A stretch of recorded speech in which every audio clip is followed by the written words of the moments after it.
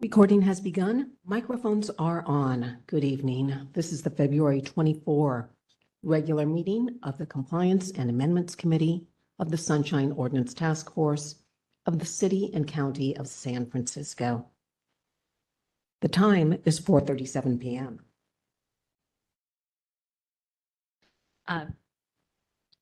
The Sunshine Ordinance Task Force and its committees convene in hybrid meetings that allow for either in-person attendance or remote participation. Public comment will be taken on each item of the agenda. There is meeting decorum. Any member of the Sunshine Ordinance Task Force or its committees can call for decorum due to the disorderly conduct of meeting participants. Persons who engage in threatening and/or menacing behavior may be asked to leave. Members of the online community, please note, we are not utilizing the chat function in WebEx, and that's because it's not visible to members of the public who are attending the meeting in person with us here in room 408 of City Hall. But if you wish, or on the telephone, joining us by phone, if you wish to be recognized when public comment is called, you can raise your hand in the app or by pressing *3 on your telephone to be recognized. Chair LaHood, that completes my announcements. Thank you. Please call the first item.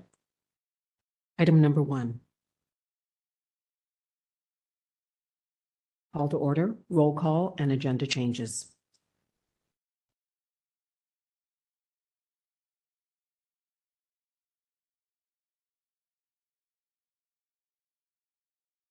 Calling the roll. Chair LaHood. Present.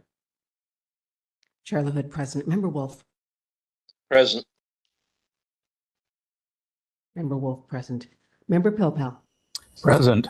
Member Pilpel present. And Member Anderson. Present. Member Anderson present. We're present. We have a quorum.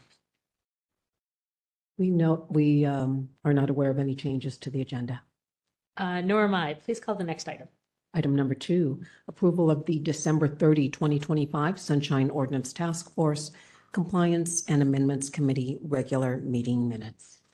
Members, do we have any comments or corrections on the December minutes? Chair LaHood, Yes. it's Member Pilpel.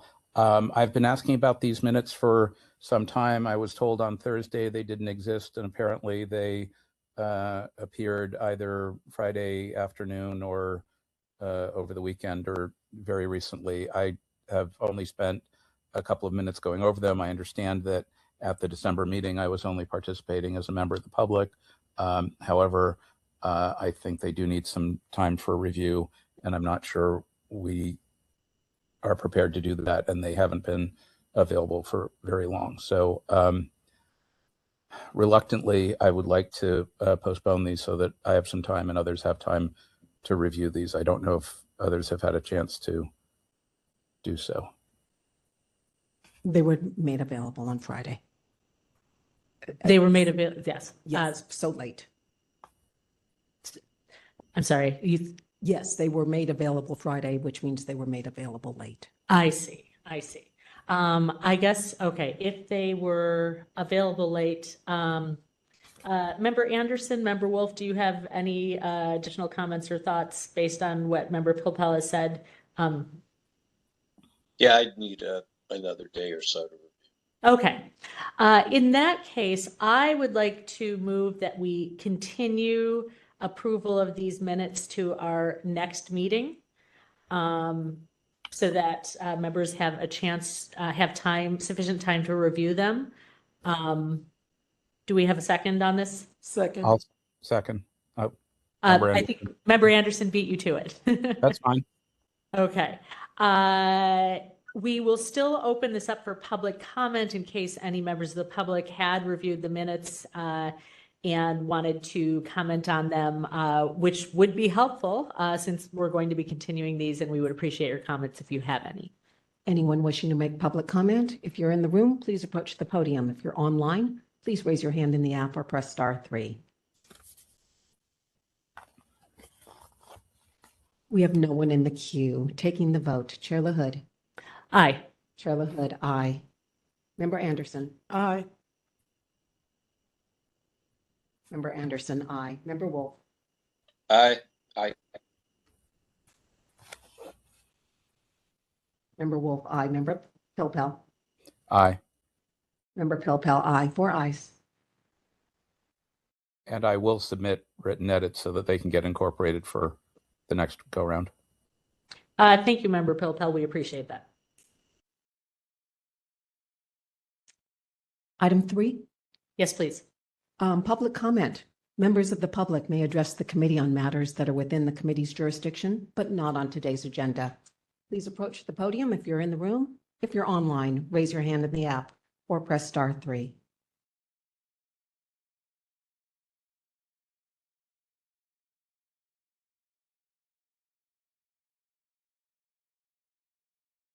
We have no one approaching the podium. Hello, caller. Do you wish to make public comment? Item 3. I do. I do on item 3. My name is Michael Turon. One moment. This is not. One moment. Mr. Turon, one moment, please. Yes. And this is on matters that are not on the agenda. Chair LaHood, 3 minutes? That's correct. Yes, 3 minutes to anyone who wishes to make public comment on items not on today's agenda.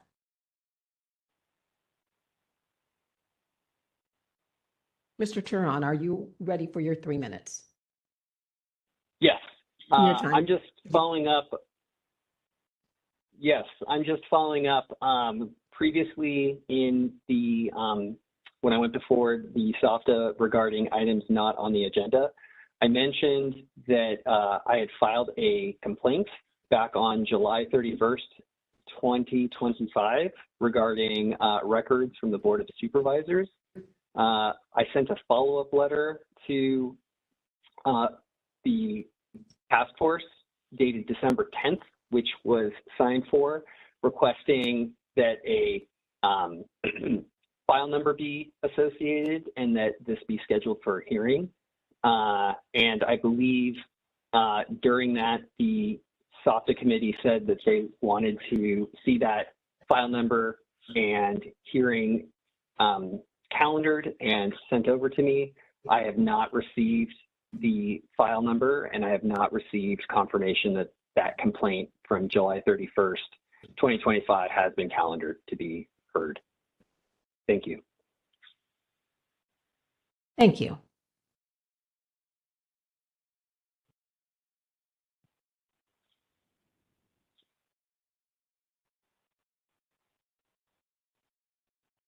Do we have anyone else wishing to make public comment? We have no one else in the queue. We don't typically respond to public commenters, but do we have any, since Mr. Turon is here, do we have any updates on that? Yes, the response is coming from the office. Great. So Mr. Turon, your request has been received and the office will be responding to you. And we appreciate your patience with that, and thank you for alerting us again.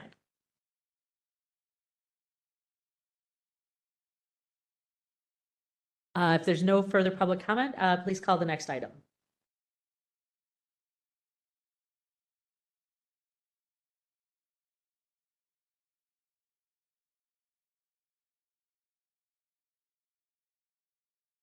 Item number 4. Item number 4, file number 24015. Complaint filed by Paul Kaniha against the San Francisco Municipal Transportation Agency for allegedly violating Administrative Code Sunshine Ordinance Section 67.21 by failing to respond to a records request in a timely and/or complete manner. On April 23rd, 2024, the Complaint Committee found that the task force has jurisdiction, that the requested records are public, and referred the matter to the full task force for hearing with a recommendation to find that the Municipal Transportation Agency violated Administrative Code Sunshine Ordinance Section 67.21b due to improper withholding of records, and Section 67.27b for failing to justify in writing, citing specific statutory authority that prohibits public disclosure. The committee requested that the city attorney or the task force provide guidance about the contention that the MTA ombudsman might come under the mediation information protection cited by respondent in this matter. On November 5, 2025, the task force found that the SFMTA violated Administrative Code Sunshine Ordinance Section 67.21b by improperly withholding records, and Section 67.27B by failing to cite the specific statutory authority that prohibits disclosure, ordered the SFMTA to produce the records, and referred the matter to a committee for follow-up. On December 3rd, the task force approved the order of determination.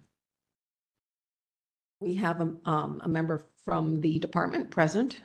Great. And do we have the petitioner present as well? Petitioner, if you are in the online community, please raise your hand in the app or press *3 so that we can identify you.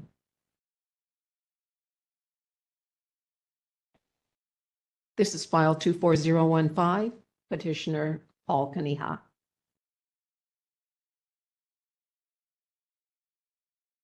Did we have any communication with Mr. Niha this week or last week?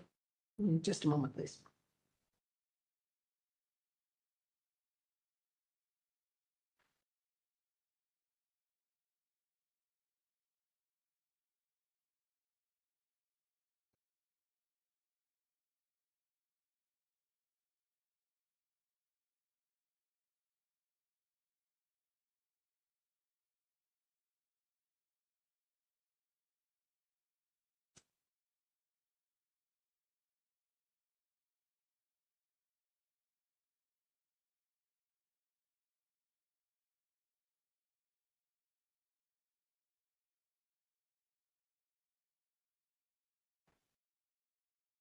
Thank you, everyone, for your patience. We're dealing with some technical connection issues.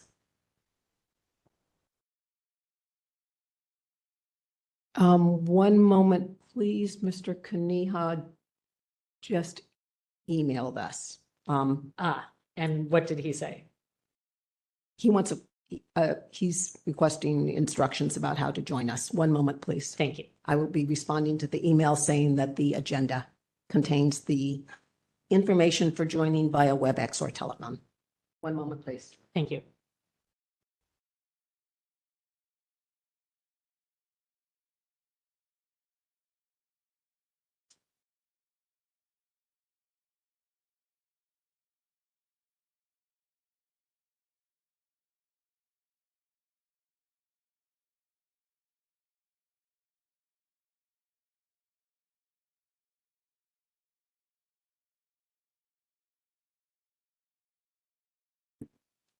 One moment while I see if he needs any further assistance.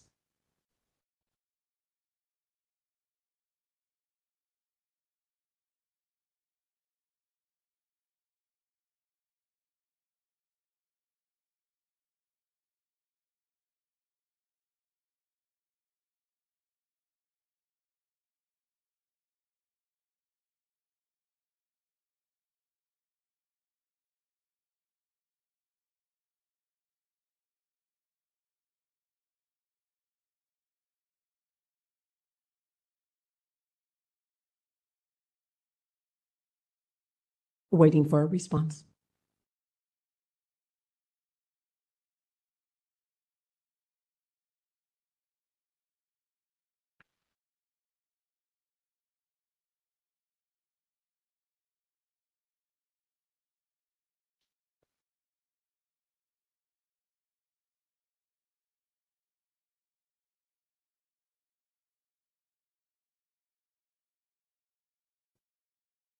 Still waiting.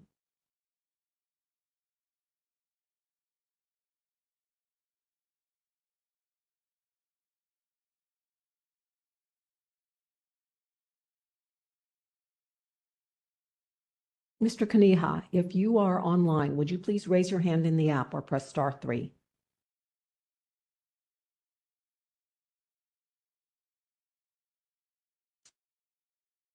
Chair LaHood checking because we have had additional attendees join us. Okay, and perhaps one of those is Mr. Niha. That is what I am hoping. Thank you. Mr. Kaniha, if you are in the online community, please raise your hand in the app or press *3.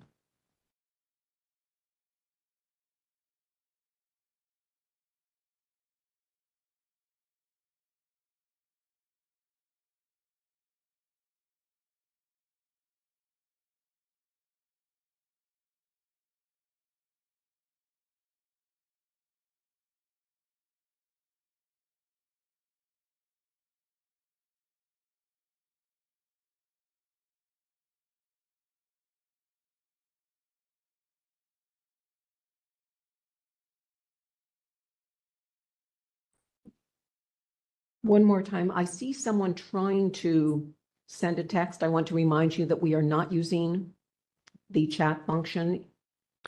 Are you able to unmute that person?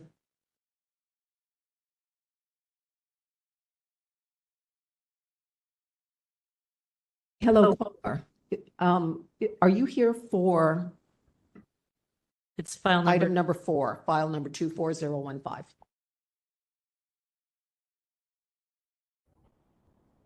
Hello, caller. Are you here for item number 4, file number 24015?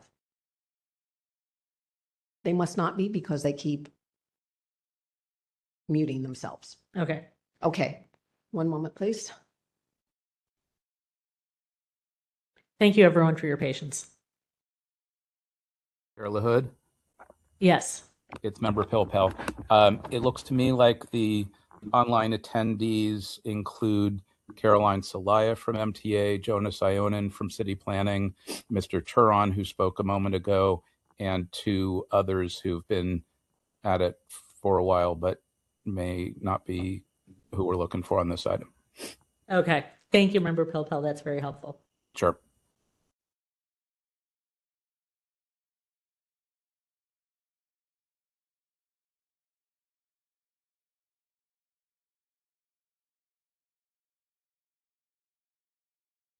Checking other sources where people are able to reach our office. One moment, please.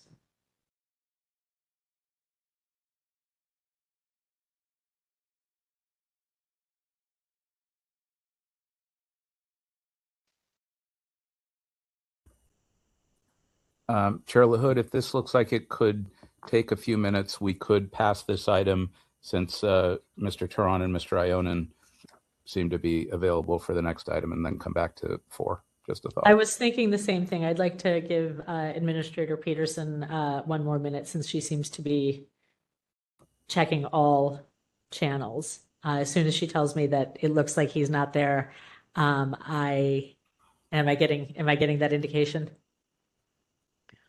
As soon as I can speak, yes. He is requesting assistance. Hold on, please, while I provide information about how to access the agenda online. Okay, and after you do that, while you're doing that, please tell him that, and apologies to SFMTA, which was here on time, but tell him that we're going to take up another item first ahead of his. Will do. One moment, please.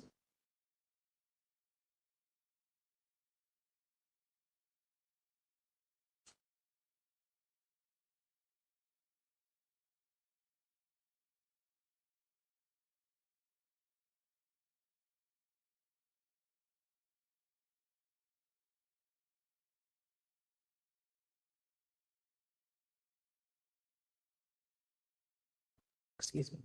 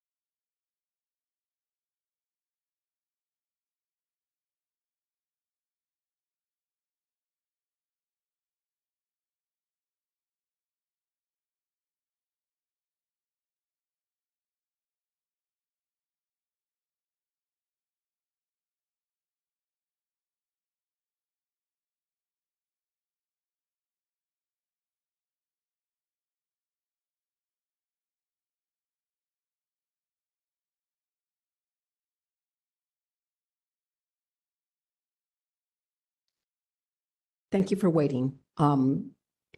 taking item 5 before returning to item 4. Item number 5, file number 25085-2.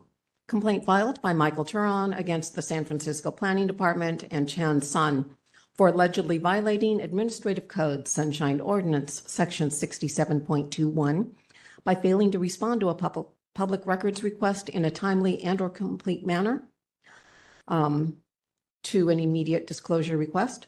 Section 67.26 by failing to keep withholdings to a minimum, and Section 67.27 by failing to provide written justification of withholdings.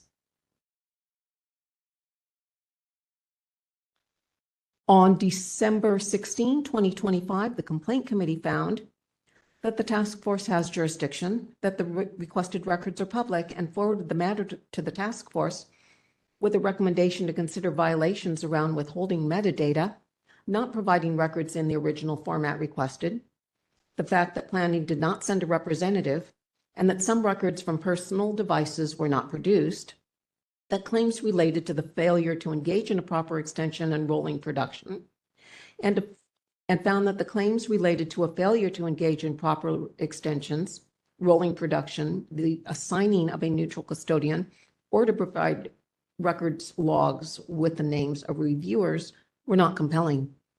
On January 7, 2026, under file number 25085-1, the Sunshine Ordinance Task Force accepted the recommendation of the Complaint Committee to discuss Hugo Cabrera from this complaint for the reason that there are no cognizable claims against him, since only the city attorney is legally the supervisor of records. On February 4, 2026, the task force found that the Planning Department violated Administrative Code Sunshine Ordinance Section 67.21b by failing to disclose metadata, ordered the production of all requested metadata within 5 days per Section 67.21d, and referred the matter to a committee for compliance. Thank you. Do we have the petitioner and respondent available? Promoting Mr. Jonas Ionen to panelist.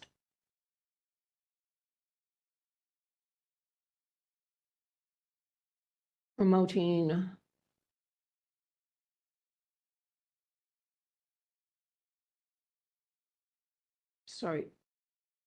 petitioner.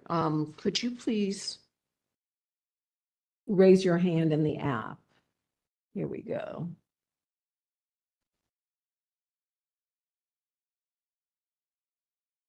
We have counsel for petitioner present and a panelist. Okay. Oh, it looks like we also have panelist, the petitioner. Okay. Here's what I'd like to do. Since we handled this recently and there was a request for specific information, I'd like to give Mr. Turon 3 minutes to describe, or actually, Mr. Turon, could you tell us, have you received the records that were ordered to be produced? And a reminder, we have counsel present for this Okay. case. So would you like to hear from counsel? I would like to hear from Mr. Turon, and if he, and then Mr. Turon, you can let me know if you'd like for your counsel to speak on your behalf.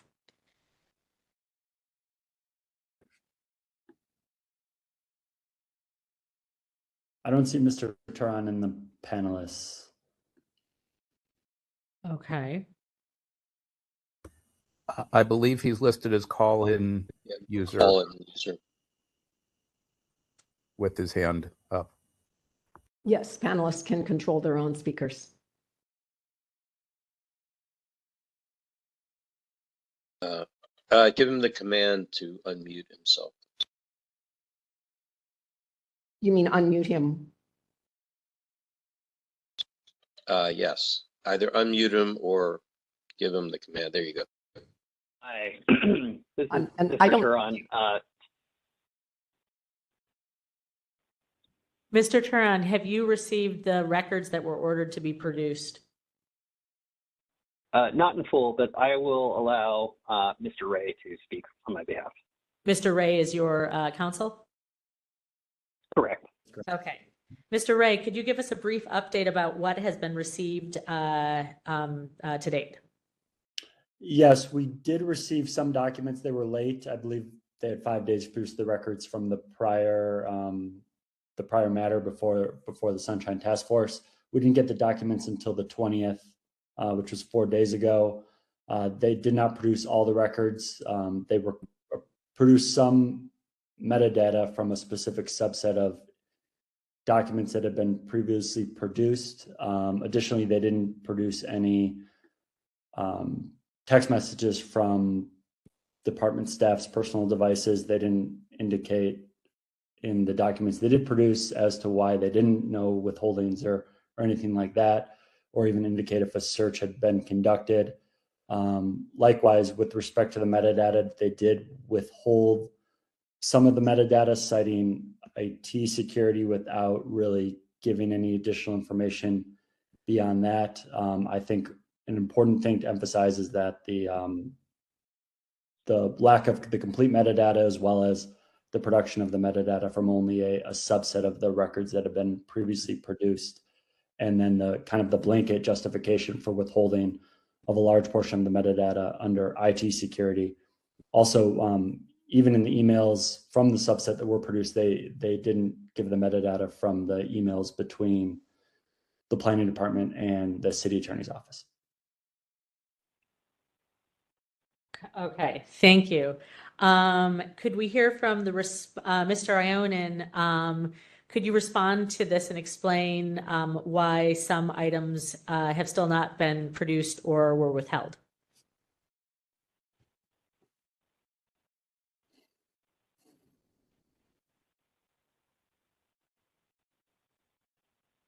Is Mr. Ionin unmuted? Just a moment, please.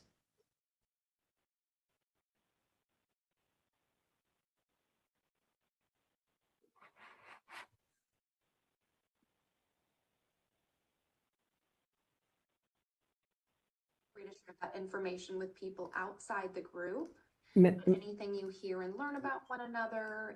We're hearing some other audio. Yeah, I'm sorry. I'm trying to mute that audio. I'm sort of We'll double wait for you. dipping here, trying to multitask.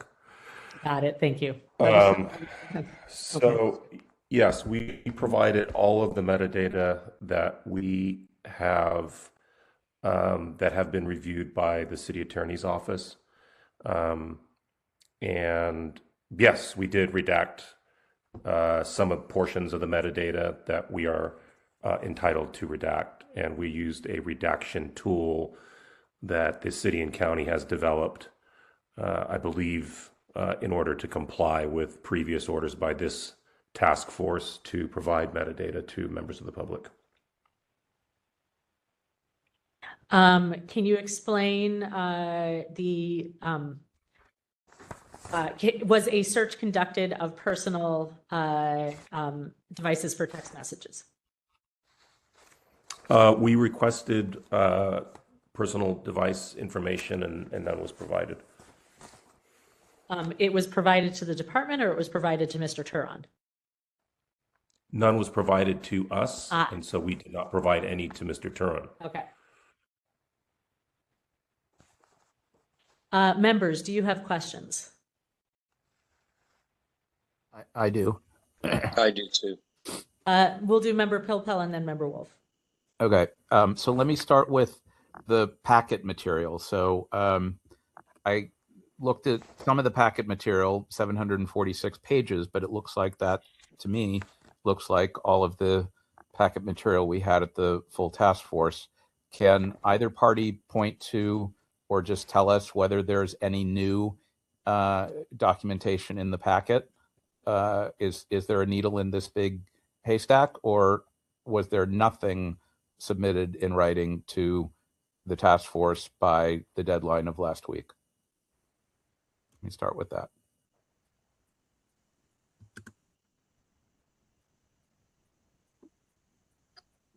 Is that directed at me or Mr. Ionin? Both. Did anyone provide something new to the task force that I should be reviewing in the packet? That's what I was looking for, and I wasn't finding it. No, not from my client. We Okay, didn't thank either. you. We provided the information directly to Mr. Turin and his attorney. Okay, so I'm not sure that we're going to fix that procedural thing tonight, but I'll just tell you on this and in general, I am of the view that when we hold a compliance hearing at either committee, any committee, that we're looking for an update from both parties as to what's happened, primarily from the respondent, but also from the petitioner or complainant as to what's happened since the full task force hearing, which was 20 days ago, almost 3 weeks. I appreciate hearing verbally that there was some additional production, I guess, last Friday, but that's after the deadline. And again, there should have been some communication to the task force, this committee, the administrator, to go in the file, to be in the packet as to what's going on. Because our task today is not to relitigate the underlying matter, but is to determine if there's been compliance with the order. And it sounds like there may have been some compliance, but it's hard to tell whether that's sufficient because we haven't seen any of it, and we haven't seen any of the we don't even have a document from either side discussing the status. Can either Mr. Turan, Mr. Ray, or Mr. Ionin, somebody speak to an example of the an additional record provided, and whether the metadata was redacted, and if so, what was the basis for redacting the metadata, which it seems like was the central issue that we ruled on again almost 3 weeks ago? Yeah. Essentially, the metadata, as far as I can tell, and again, I'm not an IT person, but it's a bunch of gibberish as far as I can tell. It's a bunch of IP addresses. It does include like email information that is on the email from to subject lines. But then there's just a bunch of like random numbers and letters that I guess assists Mr. Turan in some way. I'm not quite sure how, but we consulted with other custodians because it, as previously stated, it has not been our practice to provide metadata.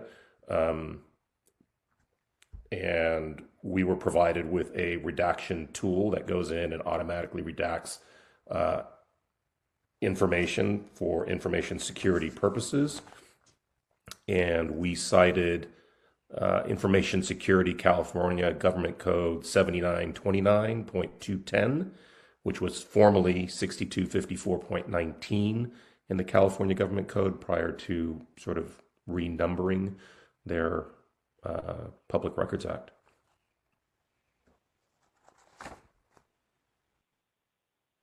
And Mr. Turan or Mr. Ray, does that sound about right?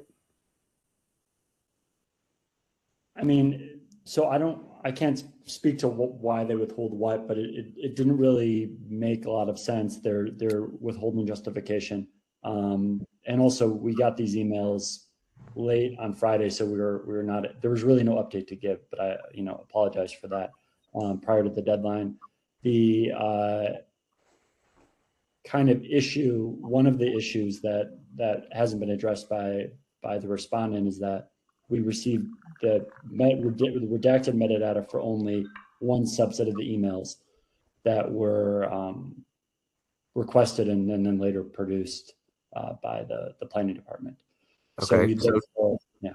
So to Mr. Ionin, is there more that's being reviewed for redaction, and will there be further production? Is that like in the works, or do you believe that you're done? We are waiting on the city attorney's office to release any additional information, if we will be. Yeah. Okay. And so, I mean, as far as my shop is concerned, we have complied with the record request with everything that we can provide them. I understand.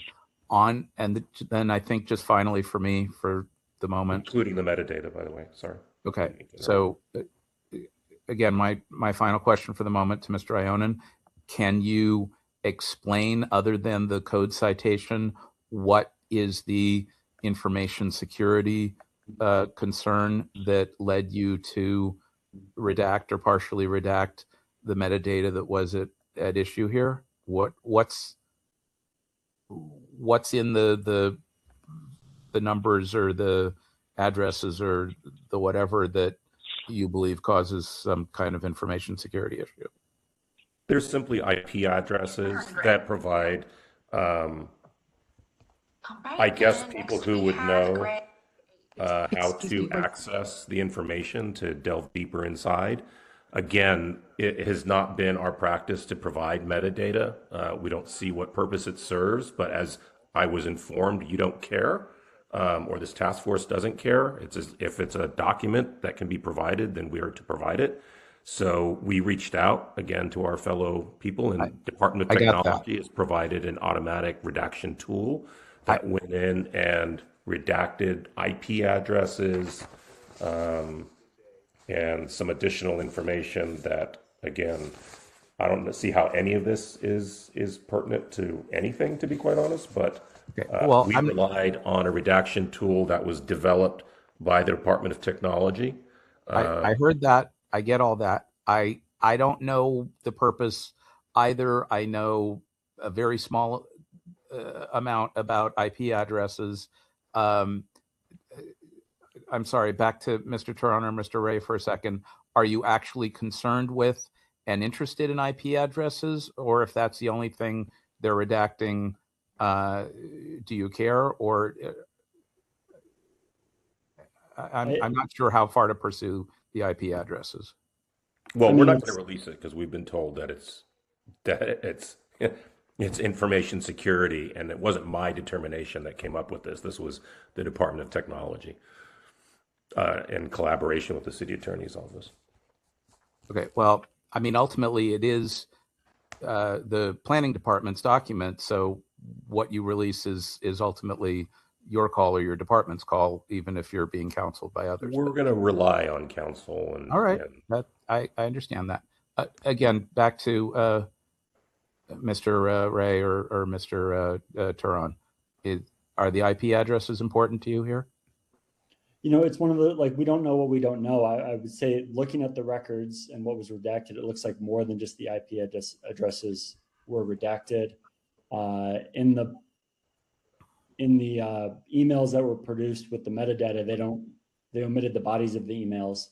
So it's hard to tell which emails they pertain to. And they also produce them as flat PDFs, making them not searchable, which is another issue looking at them, and without the email header. So it's Mr. Ray and Mr. Turon, how about we take a different approach to the information? Hold on. We're not going to have crosstalk. Member Pilpil can ask each of you individually. Very good. I apologize. That's okay. I'm open to hearing from others, but I think I'm going to relinquish for the moment to Member Wolf, and I may come back with other thoughts in a bit. Thanks. Thank you. Member Wolf, who I think of us has the most tech savvy. Okay, so Mr. Ionin, was a redaction key or log made for the redactions of the metadata? I don't know. I was not the person doing the redaction, so I don't know if the software program makes a key or whatever it is. Okay. But the tool does have a specific list of things that it searches for. You are aware that that's a requirement under law? What is a requirement by law? That a key log for every redaction needs to accompany the redacted document.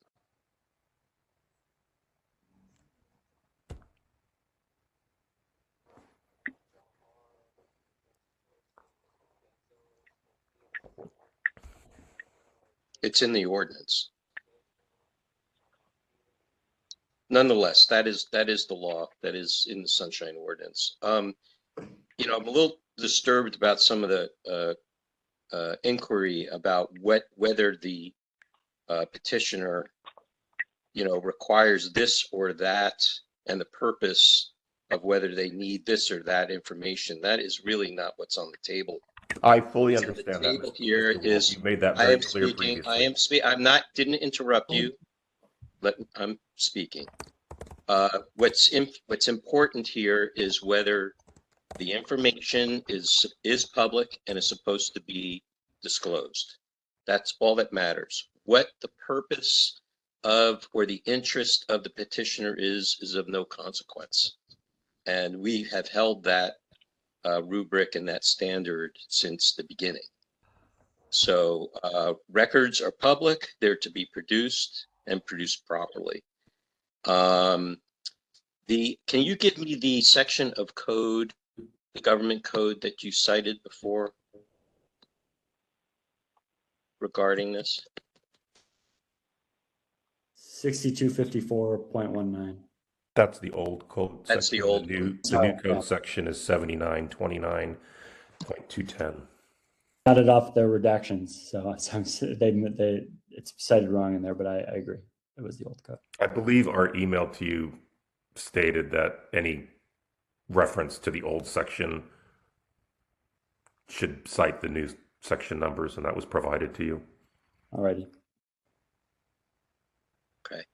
The All right, redaction so tool still cites the old government code.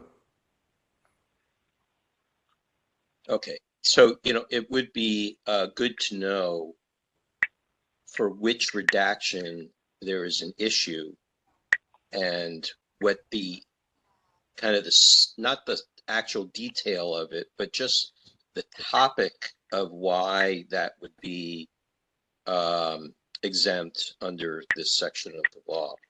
I think that's an issue or that's an omission of that software that's being used, and I think that needs to be explored by this task force. I can read it to you if you like. Sorry? I can read you the explanation of the code if you would like. No, I'm reading the code itself. Oh, okay. But the code, the code just basically says is if disclosure of the record would reveal vulnerabilities to or otherwise increase the potential for an attack on an information technology system of a public agency. Yeah, but describe what that is. What is the vulnerability? An IP address doesn't disclose a vulnerability by itself. It's just a place from where information is either coming to or going from. Like a home address in a way, but it's very difficult to figure out what the origins are, because most of the time it just ends up being some web host and not somebody's actual computer. So I think the task force and frankly the petitioner should know why those IP addresses that have been redacted were of some sort of vulnerability. All they need to say is because they would identify the origin of the actual computer itself. And then it'd be good to know how they were able to figure that out, by what methods. Secondly, what other metadata was redacted? You said some gibberish. Now, I don't know what that is. Is there some example that we can see?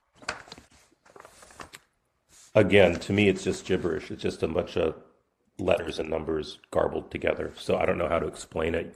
Your explanation of IP addresses is more than how I understand information technology. So okay, all right. So what you're seeing is probably what they call a hash, which is like a serial number for the actual message, so that you can tell that it's authentic. That's basically what that is. You can compare that hash with the sending server to make sure that it's not a cloned or an altered message. Blanket responses with regards to metadata is just not good. We've been dealing with metadata for almost maybe 20 years since PDFs were being made searchable. And so I think that this issue should have already been solved. I'm speaking to the rest of the task force, the committee members here at this point. I think this issue should have been resolved already. If they're developing new technology to identify redactions, it'd be interesting to know is what exactly that software is looking for and looking to redact and why. So I'll stop there for now. I'm a little disturbed by this part with the redactions of the metadata and not having a key lock for it either. Okay, thank you, Member Wolf. Administrator Peterson, you wanted to update us on something? I wanted to share that reminders were sent out to the parties to come prepared with updates. Okay, thank you. Mr. Ionin, I do have a follow-up question based on what my colleagues were asking. Did the Department of Technology send you a list of what would be redacted, whether you understand? And I will also admit, I know what IP addresses, but maybe I would not know some of the other things. But did they send you a list of what that tool would be looking for? Yes, I believe there is a key associated with the program. Okay, and they sent it to you? I only know about it because I was inquiring about it earlier today, and so she shared her screen and showed me the list of things. There's like I don't know, 100 different things that it looks for, I think. Okay. Could you get a copy of that and share that with Mr. Ray and Mr. Turan so that they are also fully, assuming since you just saw that today, you haven't forwarded that to them, is that correct? They didn't ask for it, so we didn't provide it. And yes, I just saw it today, so. Okay. Right. Okay. They didn't ask for that. It sounds like, as Member Wolf said, redactions are supposed to be keyed individually. It doesn't sound like this system does that, but that at least having that list or that key associated with the program would provide more information than they have now. Is that correct? Certainly. Happy to provide that. Okay. Yeah, if you could send that to them and then also send that to us so that we're in the loop on this, I think that would be helpful. Forward you everything we forwarded to Mr. Turan and his attorney. That would be great.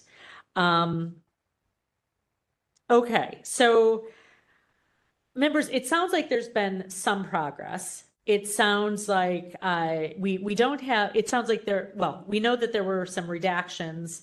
They weren't keyed, or at least it's our understanding since we haven't seen them. It sounds like they weren't keyed. It sounds like there is a general key associated with the program, which could be shared with us and with Mr. Turan and Mr. Ray. Mr. Ionin did say that the request to employees for checking their own devices was done. He did not receive anything back and thus did not provide anything to Mr. Turan and Mr. Ray. And he has also said that he is still waiting to hear from the city attorney's office whether additional information would be released. How do you think we should proceed given these facts?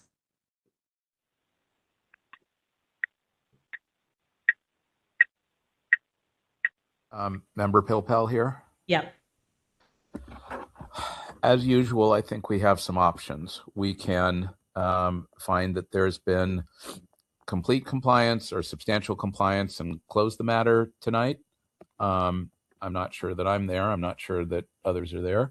We can, find that there hasn't been complete compliance and refer it back to the full task force. We can continue the matter in this committee, which would mean, we don't hear it again for another 2 months. We could send it to the other committee that I also sit on to hear it again in a month. We can give direction. We could do something entirely different. I guess I'm not leaning strongly towards any of those solutions. I'm encouraged that there's been some more production, but I'm discouraged that it seems incomplete. And just like Member Wolf, I am intrigued by the code citation, but I don't know that that's entirely dispositive. That was not a code that was cited by the respondent at the earlier hearing, and I don't yet understand whether the metadata at issue here constitutes an information security record, and if so,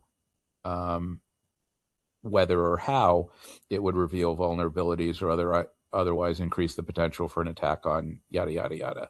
It may be, but I haven't heard that yet. And if we had gotten the key, if we had seen the memo or whatever was provided either from the city attorney or from the Department of Technology or somebody that's got a better understanding of this and can explain it to us in clearer terms, I might be convinced one way or the other. But right now, I'm not sure that I have enough information, and I'm discouraged or disappointed about that. That's where I am right now. Thanks.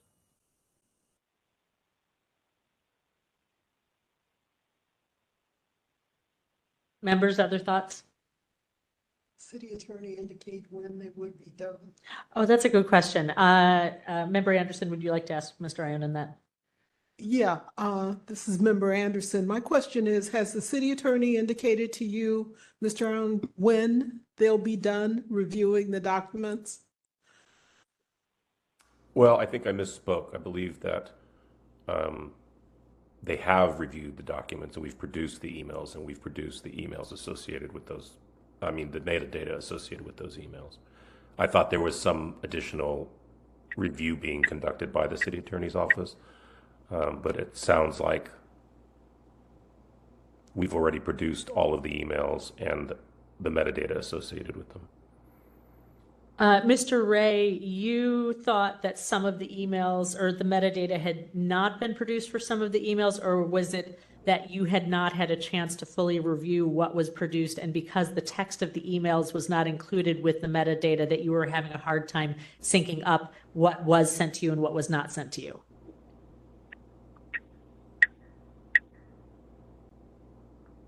Is Mr. Ray unmuted? Sorry. Sorry. Yeah, so I think it's both. Okay. We received metadata redacted for one portion of the emails that had been previously produced. And so you are looking for metadata from other emails, or are you looking for other emails? We're looking for the metadata from the full original response to the Sunshine request, number one. Number two, from the the other documents that were produced, and also having trouble figuring out what exactly was redacted because there was no key for the redaction provided. And number three, having trouble pairing up the emails with the redacted metadata because they didn't include the bodies of the email in the metadata. Okay. Okay. It sounds to me like, and I will repeat what Member Pilpel said. I'm happy to see that there's been progress. So, Mr. Ionin, thank you for moving things forward. But it seems as though what has been returned is not complete. I do think we need to continue this.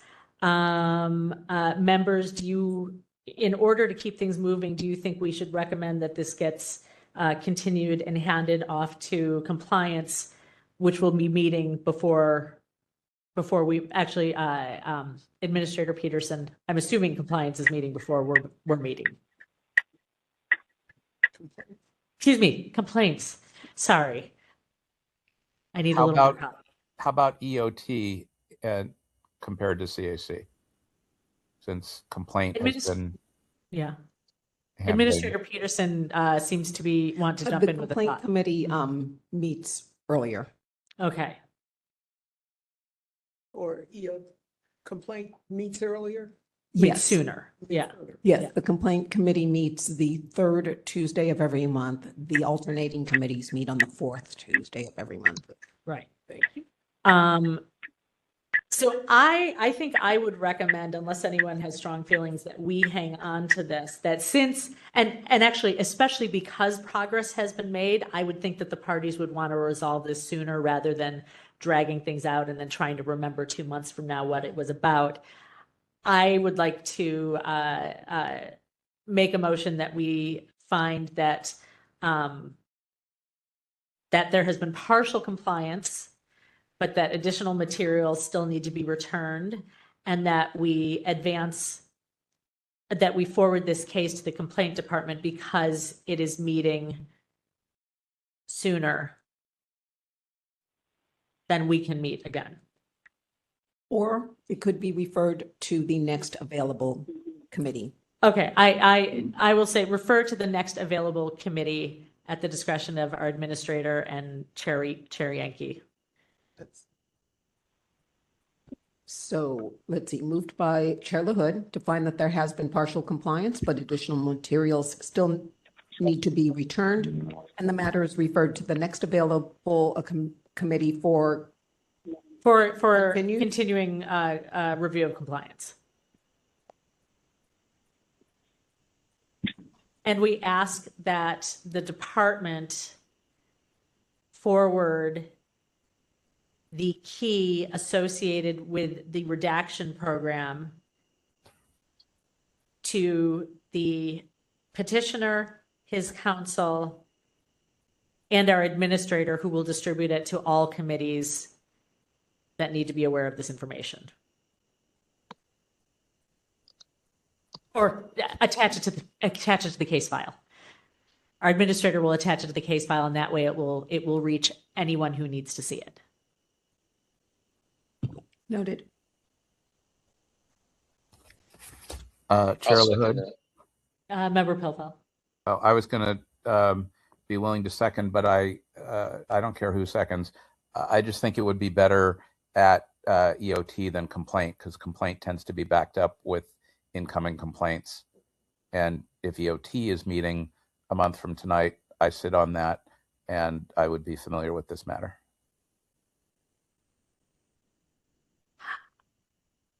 I'd like to leave scheduling in the hand of administration. Okay. Just because Administrator Peterson and others, I think, have full visibility on what's coming up on agendas. Okay. But thank you for your recommendation. So the motion will remain with referring to the next available committee? Yes. And is there a second? I thought Member Wolf had said second. Yes, Member Wolf, second. Seconded by Member Wolf.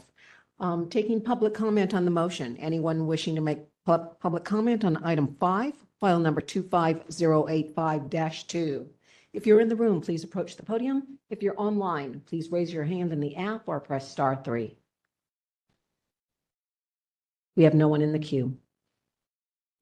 Madam Chair, Yes. can we just clarify or make a further request? If one of the concerns that I heard from Mr. Ray, I think, was that it's difficult for them to figure out what's being redacted. I understand if the department wants to cite 7929.210 or anything else as a basis for redaction. That's up to them to cite. But I think in this case, it would be helpful to indicate what is being redacted, if it's a series of numbers that adds up to an IP address, or if it's a name, or if it's a something, just knowing what it is that's being redacted, because it seems like in the case of metadata, it's not particularly clear in context if something is blacked out, what is the nature of what's being blacked out. It's different from a memo that says to or from, and then it's blacked out and it's relatively clear what's being blacked out is someone's name. In this case, it may or may not be an IP address. It could be some other information. And it may be that there's an information security issue. I have no idea, but I think, some explanation about what is being redacted is helpful in addition to the citation. Does that make sense? Well, it sounds like, so we asked for the key associated with the redaction program, which will give us a list of what those things are. Maybe. I'm not sure what this program is and what it does. So I don't know that we'll see that. I believe that's what Mr. Ionin said that he had seen, that was shared with him on a screen by someone from the Department of Technology. Not knowing what's on that list.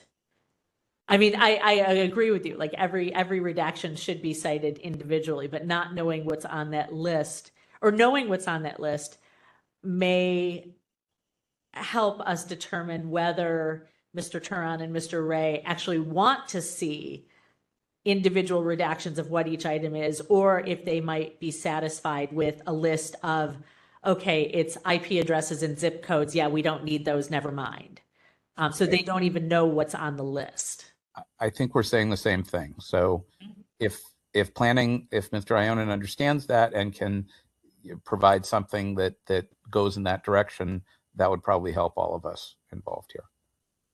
I appreciate it. I think we are saying the same thing, and I think we are moving in that direction. Great. Sounds good. Thanks. Yeah. Member Wolf, were you trying to say something? Nope. Okay. May I get clarification, please? The Yes. committee further instructed the department to forward the key to the reference redaction program to the petitioner, council, and task force. Was there a time frame? Was there a due date? I'd like that in 5 days, because that seems like a pretty straightforward thing, especially since it's something that Mr. Ionin saw recently that a colleague was able to provide. It sounds like not with great difficulty. If that's something that could be provided within 5 days, I think that would really be helping move us in the right direction. Noted. All right. Is there further public comment with the addition of the 5-day period to respond? Please raise your hand in the app or press *3. We have no one in the room, no hands raised. Take the vote. Yes, please. Taking the vote on item 5, file number 25085-2.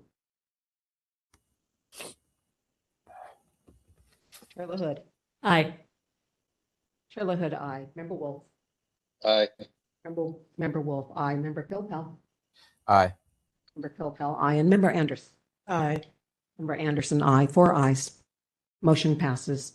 Returning to item 4. And before we go, I just wanted to say thank you for everyone for appearing and for participating with us in this. And I hope that as you move on to the next committee, that we'll be able to resolve this quickly. Thank you. Thank you, parties. One moment. Moving individuals to attendees.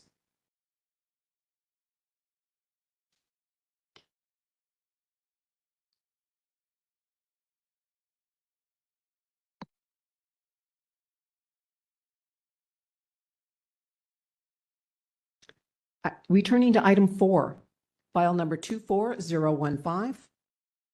This is the complaint filed by Paul Neha. This matter has been already called. One moment, Okay. please. Checking for the parties. Thank you. Mr. Kaniha, please raise your hand in the app or press *3.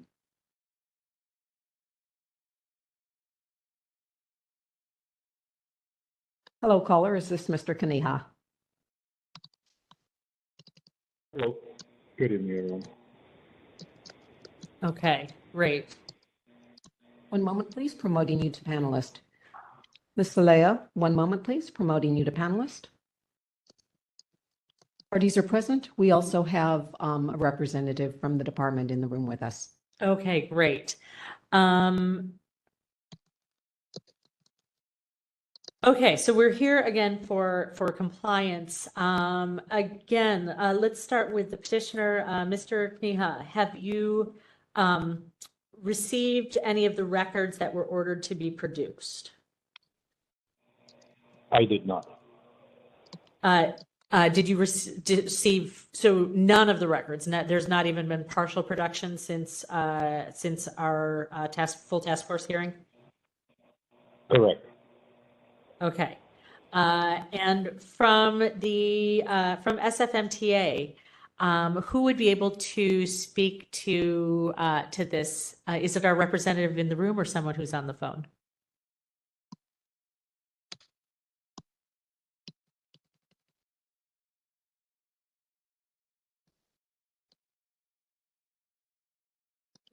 Would you like to approach, or will Ms. Saleha be responding?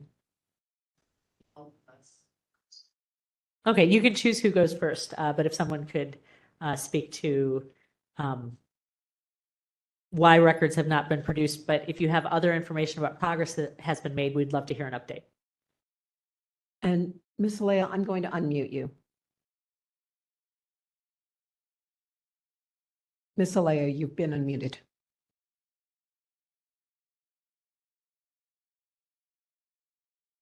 Ms. Saleha, have you joined us? I see a green microphone. We are not hearing you, however.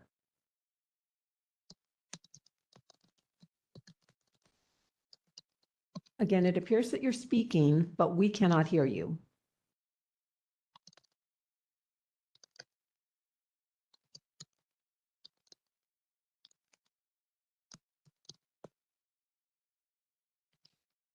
Chair LaHood, hold on. Let me see what I can do. Okay, thank you.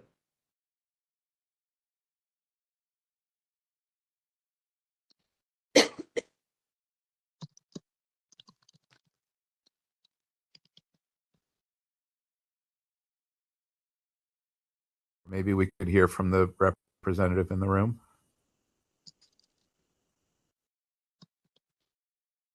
Or do you mind speaking first, or? I don't mind. Okay, I don't great. mind. I just didn't know if she was going to refer to what's submitted the last 2 years. Okay, thank you.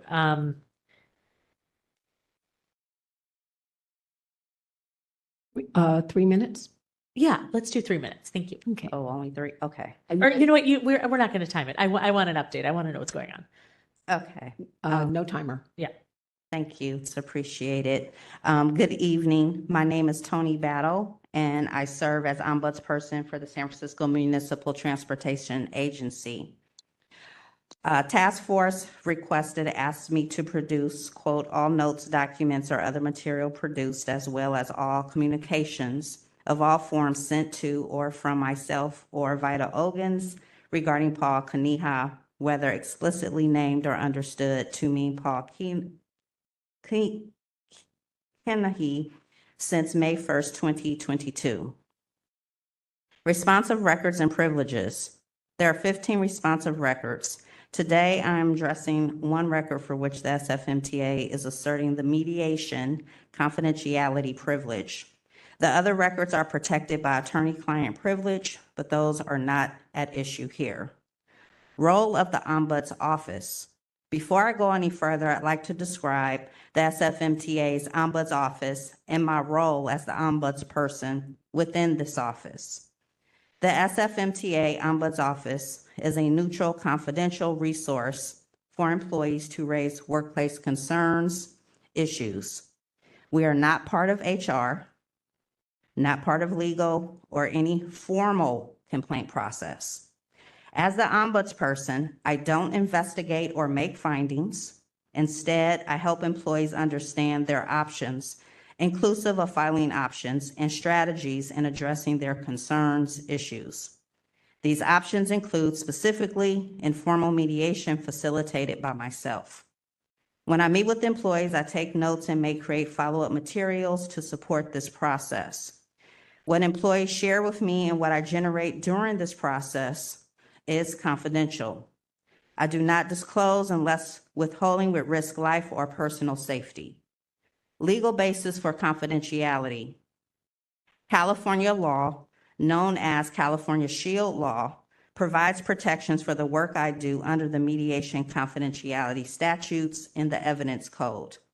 Under Evidence Code 1115A, quote, Mediation is defined as a process in which a neutral person or persons facilitate communication between disputants to help them reach a mutually acceptable agreement, end quote.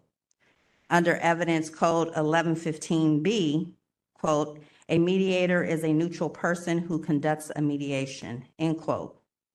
I meet both definitions. I'm a neutral person that facilitates communication between SFMTA employees engaged in a dispute to help them reach a mutually acceptable agreement, and more specifically, I conduct actual mediations. Under Code 1115C, quote, a mediation consultation is any communication between a person and a mediator for the purpose of initiating, considering, or reconvening a mediation or retaining the mediator. This is exactly what happens when employees come to the SFMTA Ombuds Office. We discuss their concerns and whether mediation might be appropriate to resolve these concerns. These discussions between SFMTA employees and myself are mediation consultations under the Evidence Code. Under Evidence Code 1119, the protections in connection with mediation consultations are clear. Code 1119B says that, quote, no writing that is prepared for the purpose of, in the course of, or pursuant to a mediation or a mediation consultation is admissible or subject to discovery, and disclosure of the writing shall not be compelled in any arbitration, administrative adjudication, civil action, or other non-criminal proceeding in which, pursuant to law, testimony can be compelled to be given. The records requested here are protected because I created them as part of a mediation consultation that is in the course of and pursuant to a mediation consultation. These protections apply in any civil, administrative, or other non-criminal proceeding. These protections apply here. Standards and practice. Our office follows the standards of the International Ombuds Association, which require neutrality, informality, independence, and strict confidentiality. These are the same standards followed by other public agency ombuds programs, including those at UCSF and the LAPD. Trust is central to the ombuds function. Employees will not come forward unless they know their communications are protected. This is not just a best practice, it is consistent with California law and the legal framework that supports mediation confidentiality.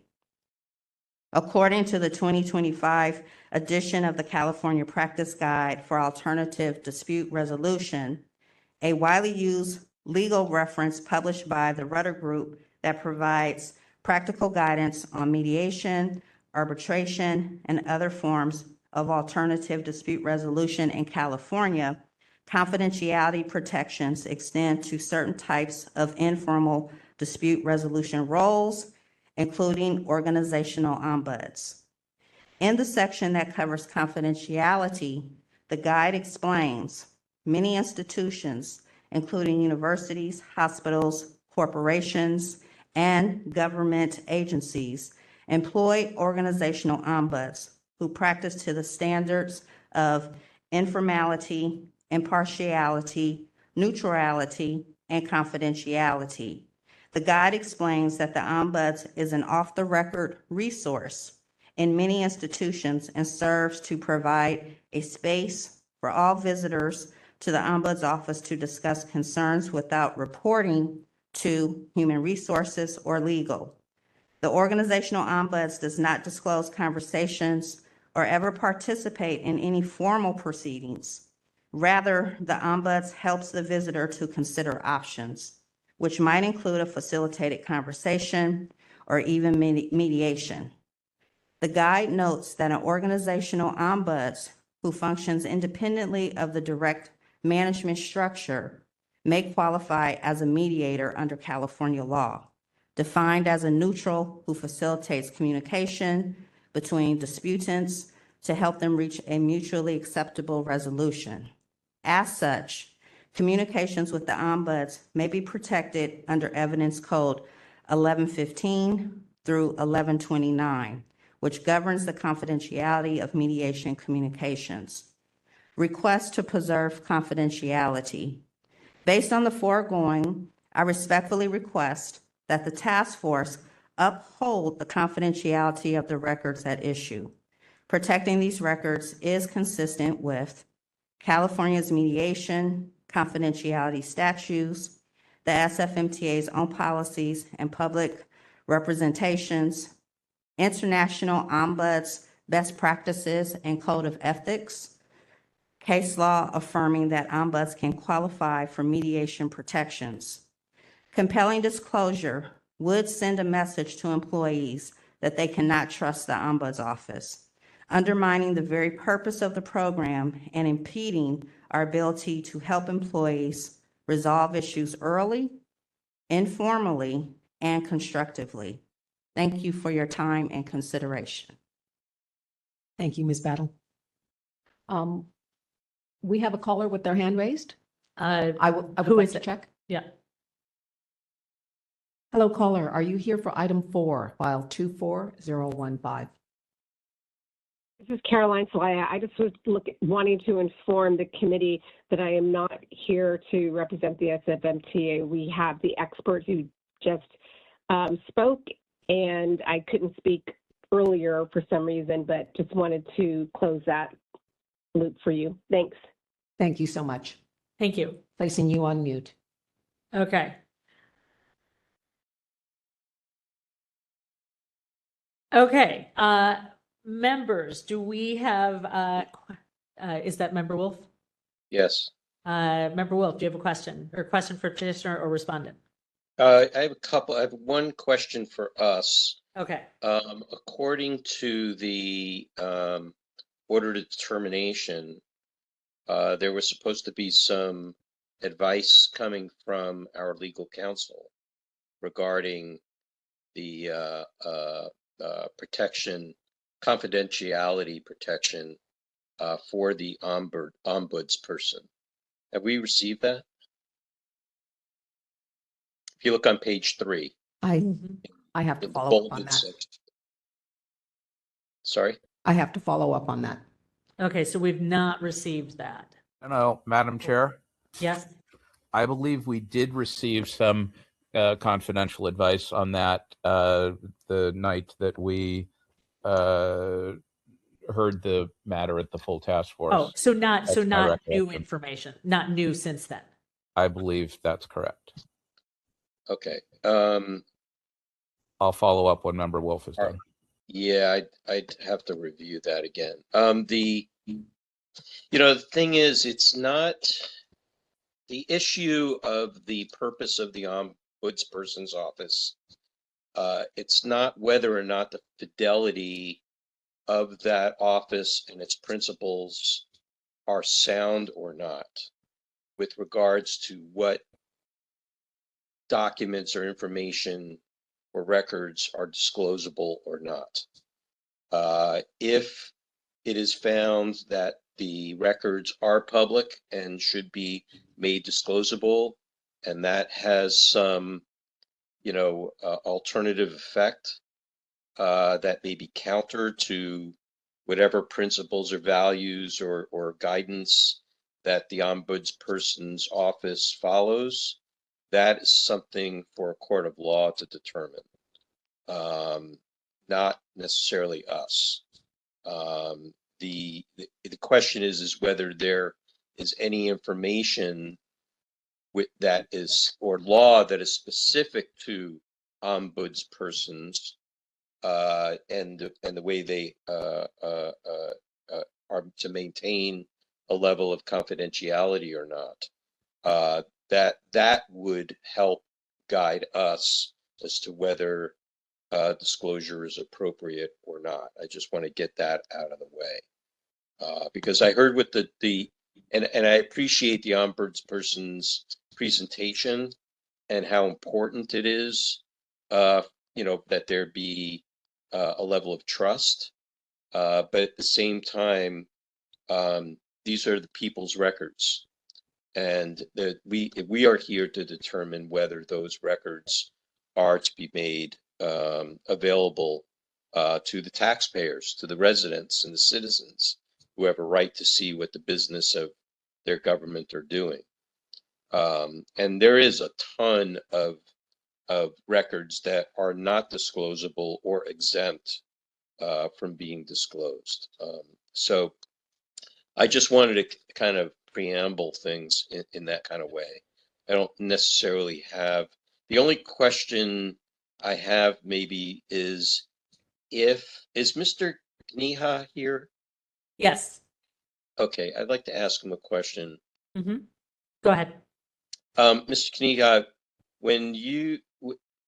are you under the impression that the records that you sought or requested originated in the Ombuds office? No. Uh, and I'm under the impression that communication has been made to the Ombuds person, and some conversation between them and the management at SFMTA took place, and that's what I'm looking for. I'm not looking for any specific mitigated matters or details of specific cases. I'm specifically looking for communication between the ombudsperson and the management at SFMTA, or staff at SFMTA, I'm sorry. Got it. Okay, thank you. I just wanted to get clarification because it wasn't clear to me whether the information that you're being sought is now part of the record of the Ombuds office, or whether it was something external, something that is external to that, or something that existed before the Ombuds office had created a file. So that I'm not trying to re-adjudicate, I'm just trying to get some clarification as to, which came first. Okay, thank you. That's all I have for the moment. Ms. Bandel, I have a question. It sounds like some of what you were describing in terms of your work, would those files be akin to personnel records, or is that something else? It's different. Informal process, not Okay. formalized. Okay. So I don't have files. Okay. So, I'm trying to think of how to do a comparison. So City Attorney's Office actually crafted aspects of my response. Mm-hmm. And also has submitted, I guess, over the last 2 years, a couple of submissions speaking to aspects of the work that I do and why the confidentiality piece is key, specific to just ensuring that every imaginable lawsuit, I would spend my year basically divulging. So it would be no point to having an ombudsperson. It's considered an informal and safe space. What I have compared, people that do not have a sense of the work, what I do a comparison of is if, say, for instance, you and your partner or spouse, say you have entered into legally becoming a recognized couple and decide that you wish to part ways, and had an ombudsperson that actually met with you all, those encounters would not be part of the divorce hearing. It would be considered highly inappropriate, and judges would be like, it's the ombudsperson, the notes are not admissible. Even if you felt like something said in that process would help you get more alimony, right? So it would basically be rejected as considered inappropriate and could set precedent for any and all cases behind that. So that's an example that myself and other colleagues who happen to also be ombuds people, that's like a scenario we provide for folks that are kind of outside the context, that kind of have an understanding of even how the California Shield Law came to be. And part of that was people began trying to bring in what was happening in a mediation into formalized process. Okay. If that's helpful. Yeah, it is. Okay. So here's another question. You had talked about, you said there were 15 records. One that you said 14 were attorney-client privilege. So that's between you and the city attorney? Yes. Okay. And then you said there was one other item that fell into a different category. And now I'm trying to go back to see. What was that other record? What category did you say you would put that in? That would be a question for city attorney's office. But And what I mean by that is that they assisted in providing the department response. And I was not clear on the records piece. So I would need to check in with them about what is the one specifically that they're speaking to. Okay, so they told you did not make this distinction. They made the distinction. They said 14 of these are covered by attorney-client privilege, and this other one is not, but we're withholding it for. When you read that, what did you describe in what you read to us? What did you describe it as? I didn't type fast enough. I described it based upon their guidance. Right. Can you look at your notes and tell me what they told you to describe it as? Sure. It was right at the beginning. Like, right, and that's what I'm going to. Yeah. I said, today I am addressing one record for which the SFMTA is asserting the mediation confidentiality privilege. Okay, so mediation confidentiality and so it was a record where his name came up and it was not about a conversation that you had with him, or it was, we don't know whether it was a conversation you had with him or you had with SFMTA. Right. So I requested guidance because technically I am not to confirm nor deny.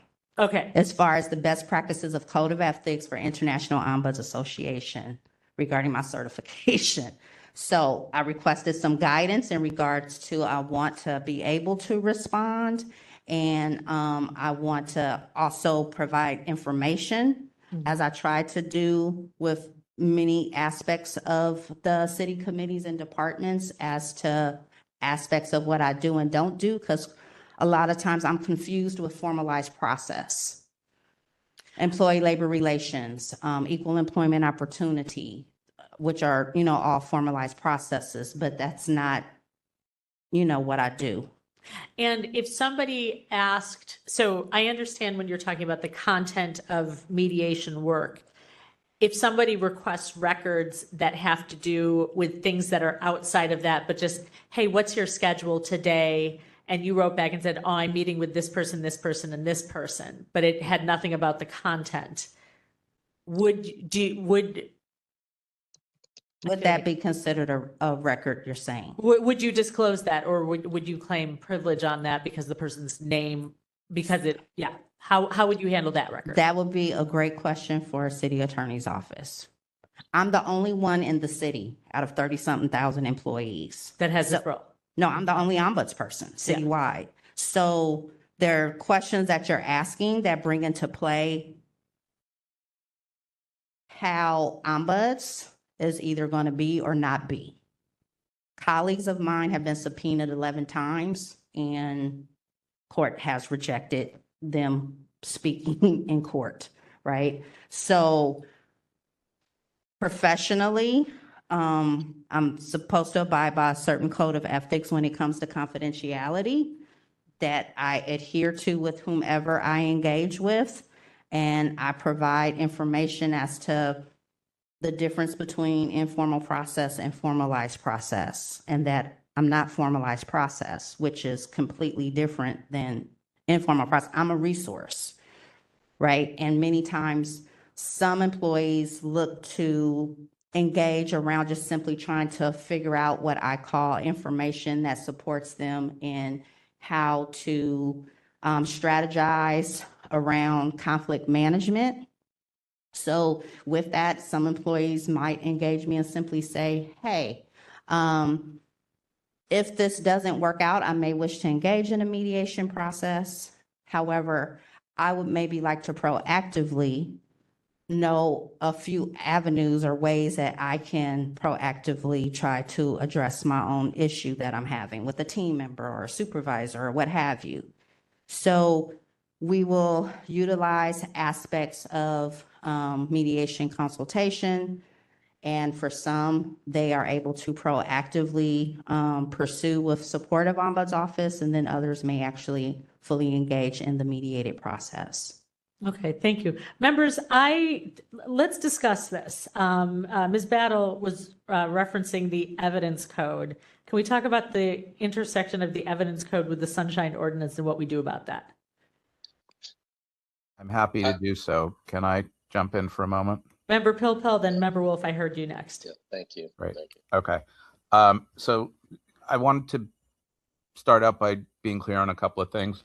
The task force already found a violation back in November and approved an order in December. Once again, I looked in the packet tonight and I didn't see anything new since November or December from either party. Did we receive anything in writing, including perhaps a summary of what Ms. Battle just spoke to? A reminder was sent out after the packet had been published, reminding the parties that they were to come prepared with updates at this meeting and that no documents had been received according to our records. Okay. It would be great to have something in the packet, even if it's a memo from our administrator indicating that we got nothing, but to both parties in the future, it is most helpful if we have something in writing, even if it's just a summary of the notes that Ms. Battle read a few minutes ago. I mean, I guess we'll learn a little bit about ombuds and how that works. I'm not particularly interested, frankly, in ombuds and whether it's good, bad, or how it works. I'm just interested in determining whether MTA complied with our order from November. I would like to know a little bit more on the evidence code, because what I just found in 1115 is just definitions, and I'm not sure that I found a particular section there that makes confidential for our purposes any kind of writing. 1119 A, B, and C seem limited in the confidentiality protection for only certain purposes, and I don't know if that applies. Could I just ask Mr. Kaniha a quick question? Sure. Okay. So, Mr. Kaniha, you were an employee and are not currently an employee of MTA, correct? Hello? Correct. Okay. Can you hear me? Yes. When you were an employee of MTA, were you involved in any ombuds process with Ms. Battle, or what was the other person's name, Mr. Ogans?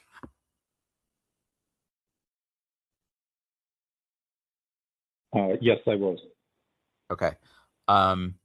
Is it only whatever communications they had with you or with someone else about you in the context of that ombuds process that you were seeking here? Is that what's at issue?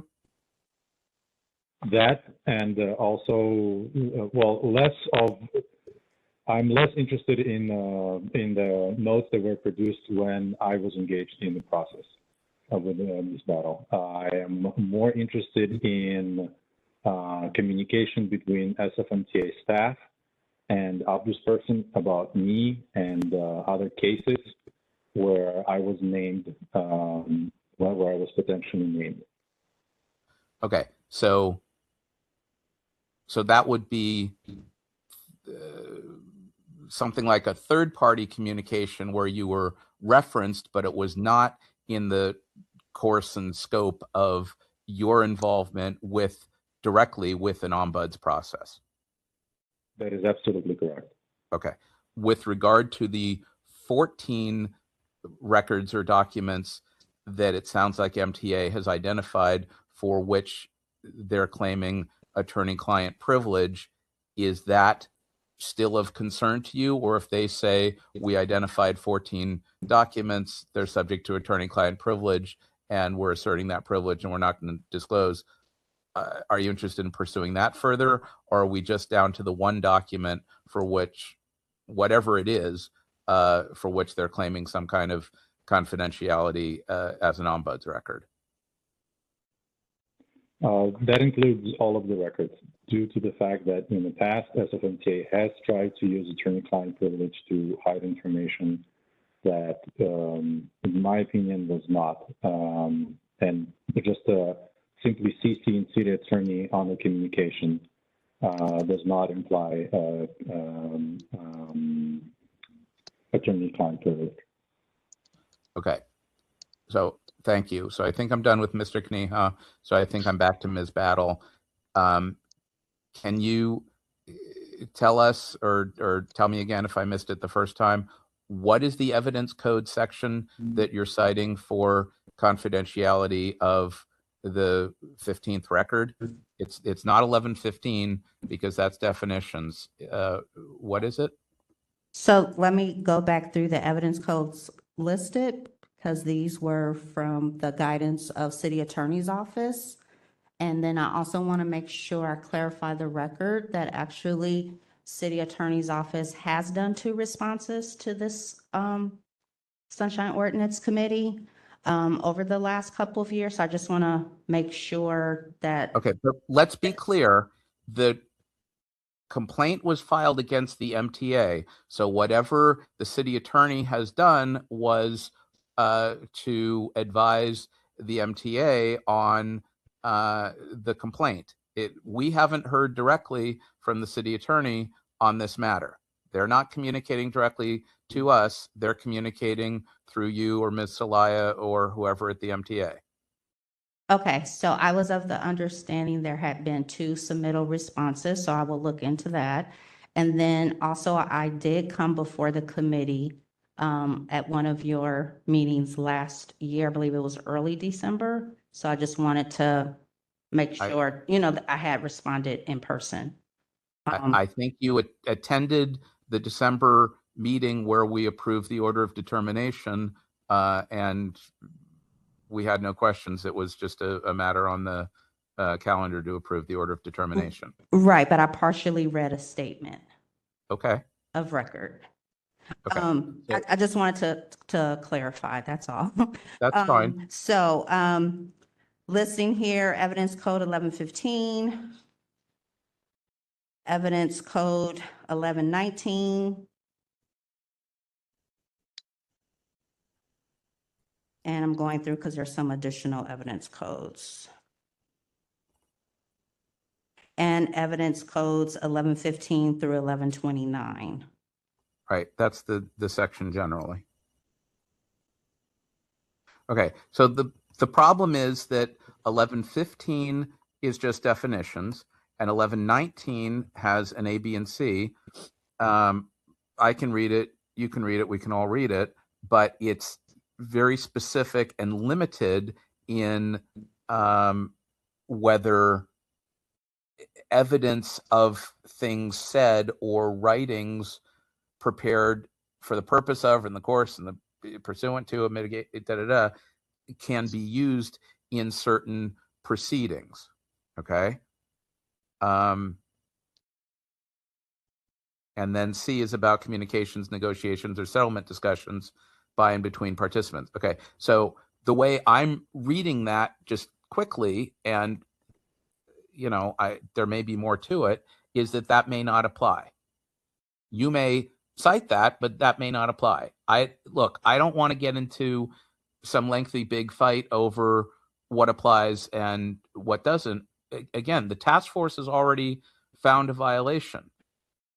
So are you representing the MTA tonight and saying that that since November and December, you've done a further search and only identified 15 records, 14 of which your MTA is declining to disclose based on attorney-client privilege, and this 15th record you're declining to disclose based on something in the evidence code, and that's all there is. And so MTA is not going to produce any additional records in response to the task force order, and yet you want us to find that you've complied with that order by not producing anything further? I'm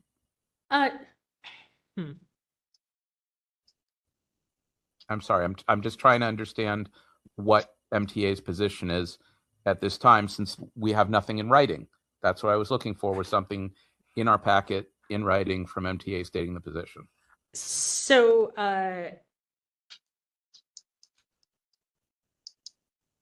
Member Pilpel, it does seem that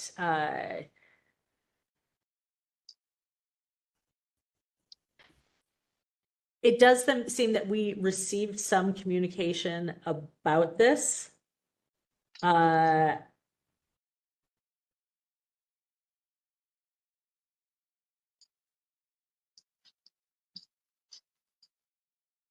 what page?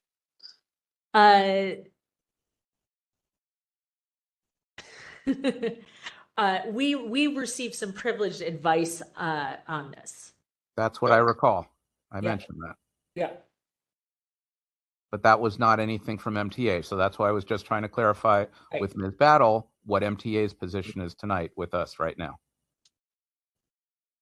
It was my understanding, Member Pilpel, that there had been 2 responses that had been submitted.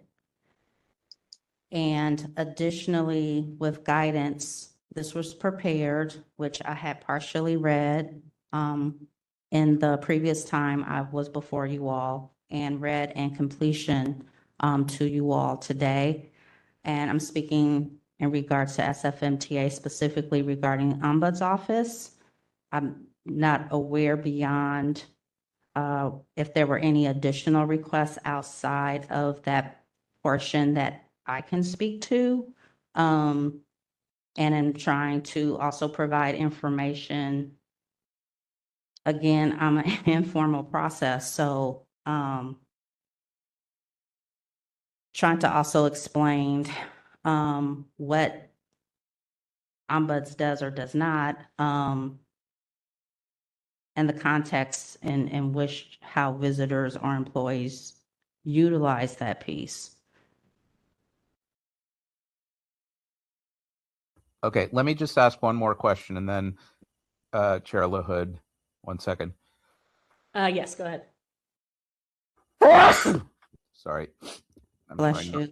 I'm trying not to share my cold online. So to Ms. Battle, whether you can confirm or not, if Mr.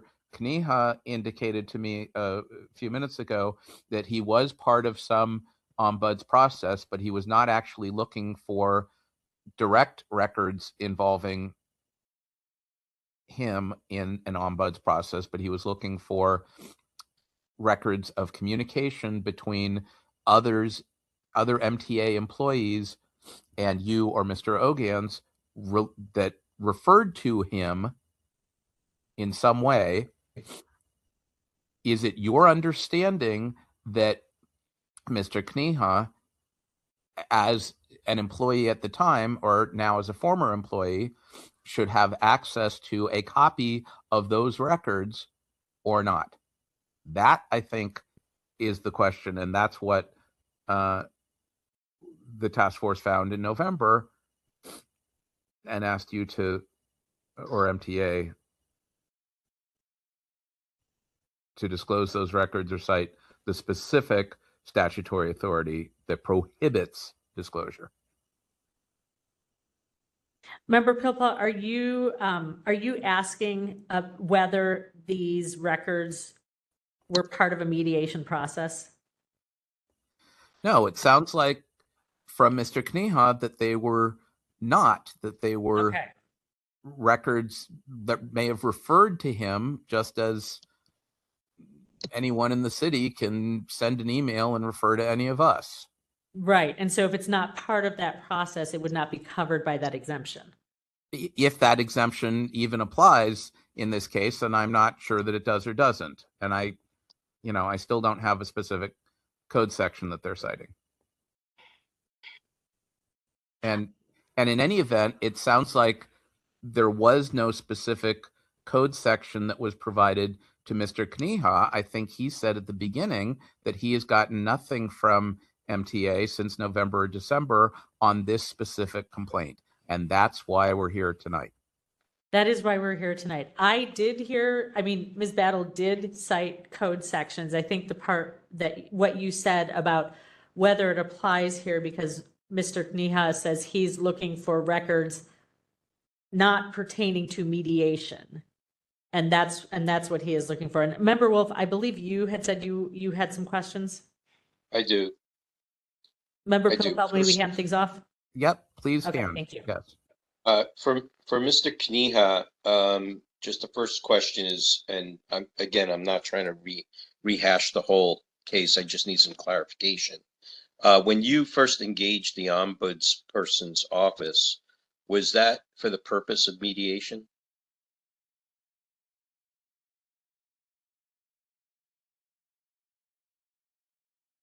Mr. Kaniha? Yes. Sorry. Yes, I engaged Ms. Battle to ask for an advice. I wasn't fully aware of the role of this person and their capabilities, and I reached out for consultation and advice, not specifically for mediation. All right, but that wasn't my question. Did you seek out the office for mediation? Not specifically for mediation.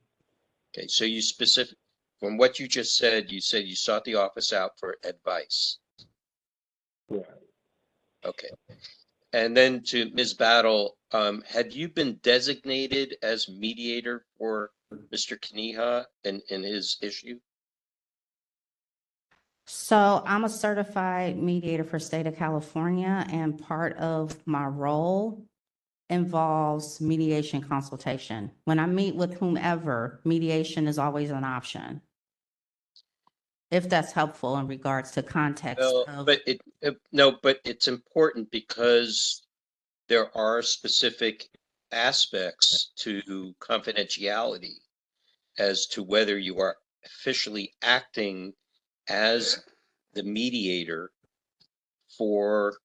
this is what I've learned through both our legal counsel and through my general education about this, is that either you're designated as the mediator or you're not, because ombudspersons can play a number of different roles.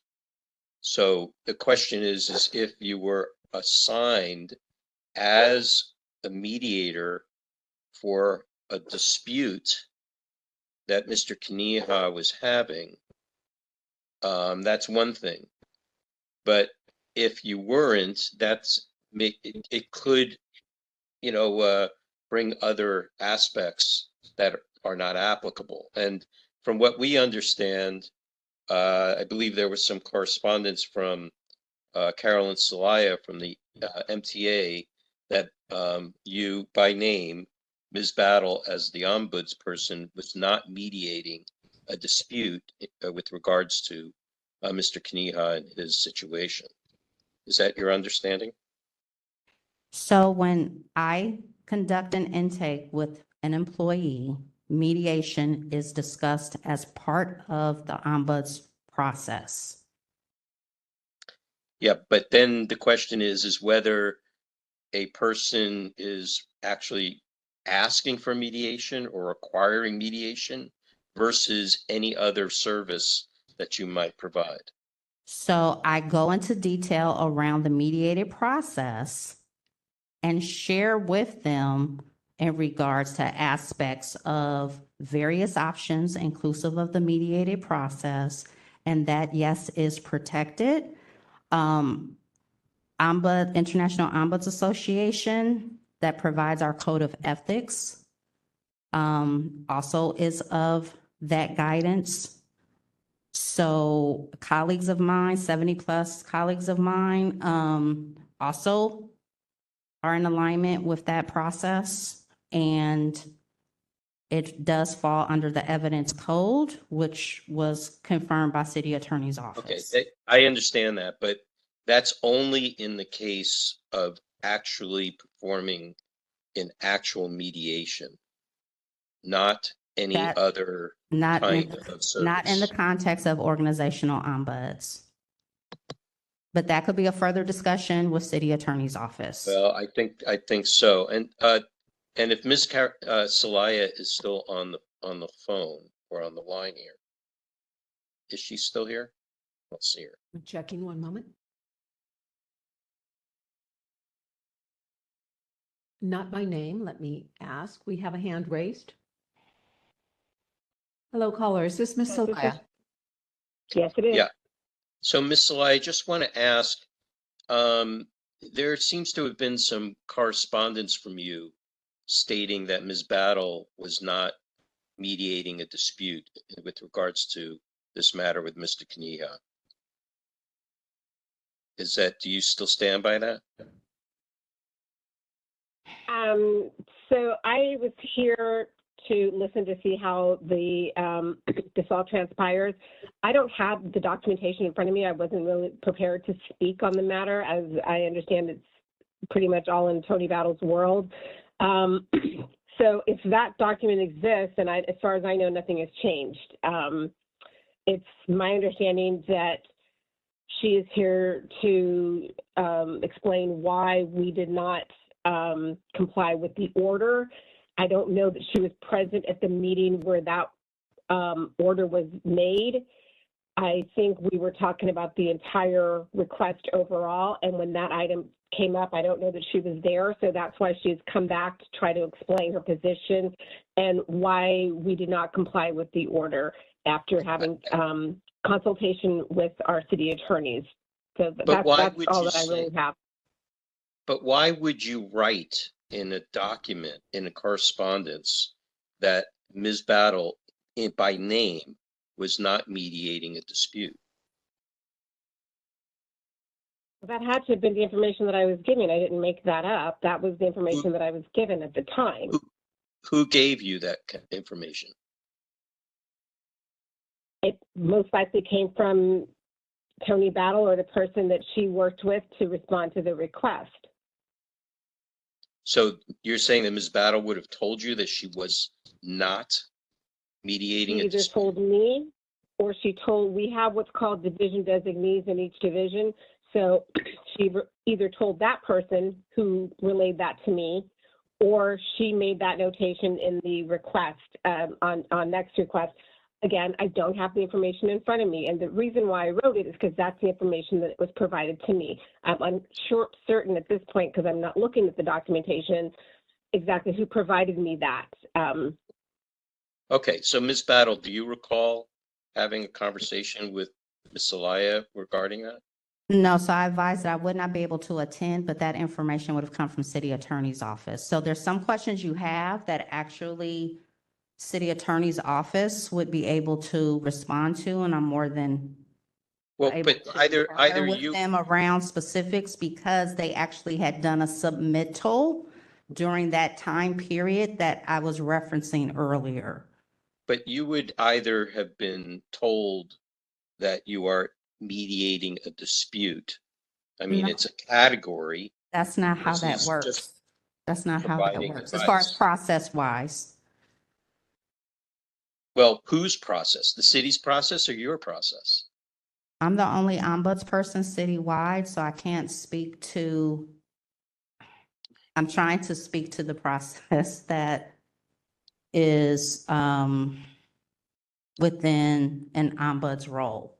Well, what's the approved, accepted process of the city with regards to the use of ombudsperson?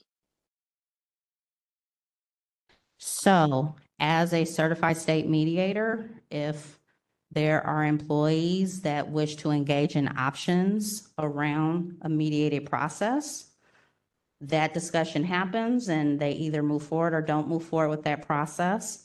For some people, there are advised that during that discussion, that there is protection regarding the discussion of mediation within their form of options. Some people will immediately know they wish to proceed with a mediated process. Others say they may wish to think it over. Others may just say they want to understand it. So it is an engaged conversation with whomever I meet with that engages the office. Okay, so the trigger is whether the person that is engaging you wishes to activate a mediation or not, correct? Yes, but we have discussions within But the discussions context. is not, but It- discussions are not necessarily mediation. Mediation is between two But you, parties. yes, but you have to have a discussion prior to a mediation happening. I understand that, but if a Okay, person so chooses that not to, discussion, that discussion is protected under California Shield Law. And I realize that you have a different interpretation, but city attorney's office has a different interpretation than you have, and that would warrant an additional discussion. okay, I have a different question. The 14 documents that you say are attorney-client privilege, okay, are those communications between you and the city attorney? So that would be, again, a discussion with the city attorney's office, being that they've Why responded can't you twice. why can't you answer that? I'm not asking for any details. You I'm just asking did. if they were You that's not you a just detail. asked in regards. Okay, I'm gonna jump in. Member Wolf, I want to bring this back to what our order of determination says and why this was brought back to us. So, we said it was improperly withholding records, failing to cite the specific statutory authority that prohibits public disclosure, order SFMTA to produce the records and refer the matter to a committee for follow-up. Okay, then I let's do believe that. Ms. Battle has tried to provide what she believes to be the statutory authority that prohibits public disclosure. If we disagree with her, then I think we need to send it back to the full task force, but I don't know that she's going to be able to provide any different information today. Well, Madam Chair, I think the issue at hand here is of the 14 identified documents that are being claimed as attorney-client privilege. Yeah. It should at least the category of what the document is pertinent, and that does You not want to know if it's an disclose. email, or you want to know what No, it I is? want to know. All I want to know is attorney-client privilege are generally communications between the client and the attorney. Right. And the privilege is with the client as to whether they want to maintain the confidentiality of that communication or not. Mhm. Okay. There are other things that might be protected under that too. But that's what I think we're trying to ascertain here, as to whether because Mr. Kaniha was looking for information that was external to the ombuds office and not necessarily part of whatever investigation, mediation, whatever process that Ms. Battle is claiming her office had with Mr. Kaniha. So the question then becomes are any of that information part of that attorney-client privilege? And I guess the question too is, Ms. Battle, thank you for being here, but is part of your question, why is Ms. Battle here representing the whole of SFMTA when are you suggesting, Member Wolf, that it's SFMTA asserting attorney-client privilege, or is it Ms. Battle asserting attorney-client privilege? Like who's the client? Well, obviously, Ms. Battle was stating that the records were within her possession. Okay. And that the attorney-client, am I misrepresenting this, Ms. Battle? Is the attorney-client privilege between you and the city attorney, or the MTA and the city attorney? It's both, because I work for SFMTA and operate out of the ombuds office as an ombuds person. So the records, were created in connection with mediation consultations. So under the evidence code that you were speaking to earlier, as far as 1119, anything prepared for, during, or pursuant to a mediation or mediation consultation is considered confidential and should not be being compelled in any civil or administrative proceeding.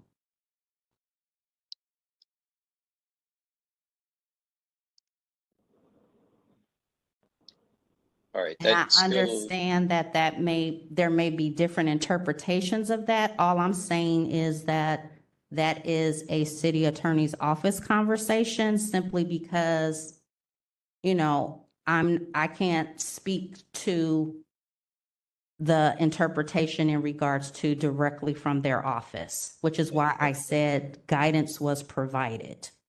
okay, thank you. Madam Chair, I think Respectfully. this demands a kind of a longer conversation with our legal counsel to get some I think so. clarification. Yeah. I think you're right, because and again, Ms. Battle, thank you for being here, and Mr. Kneha, thank you for being here. But it seems like until we get additional expert information, I think we're going to keep going around in circles on this. Right. Yeah. Madam Chair? Member Pilpel. Yeah. Let me just ask one other question of Ms. Battle, and then I am thinking about a motion or ways to handle this. I'm not going to delve right this moment into the 14 records for which you're claiming attorney-client privilege. I want to talk about the 15th record for a moment. Are you familiar with that particular document? Have you seen it? Did you receive it or originate it? Are you familiar with that document? I don't have that before me now. Okay, but in general, are you familiar with what, one could call the 15th document? I would have to defer to city attorney's office. And I say that because this was provided with guidance. Okay. Well, I don't know what confirming and denying. So I'm also trying to stay within code of ethics and be ethical. Okay. Wearing the ombuds person hat. So Okay. I'm just saying, I'm not trying to be, difficult. I'm just trying to. What I was trying to get at, and I'm trying not to get too frustrated here, although I am getting increasingly frustrated, is whether there are aspects of that 15th document that could be redacted and the rest of the document in a redacted form, if that could be provided to Mr. Kneha without violating whatever code or privilege or concern you have. And I don't know how much that's been explored. So I would ask you to think about that. I think I'm done with Ms. Battle. And let me come back to the committee.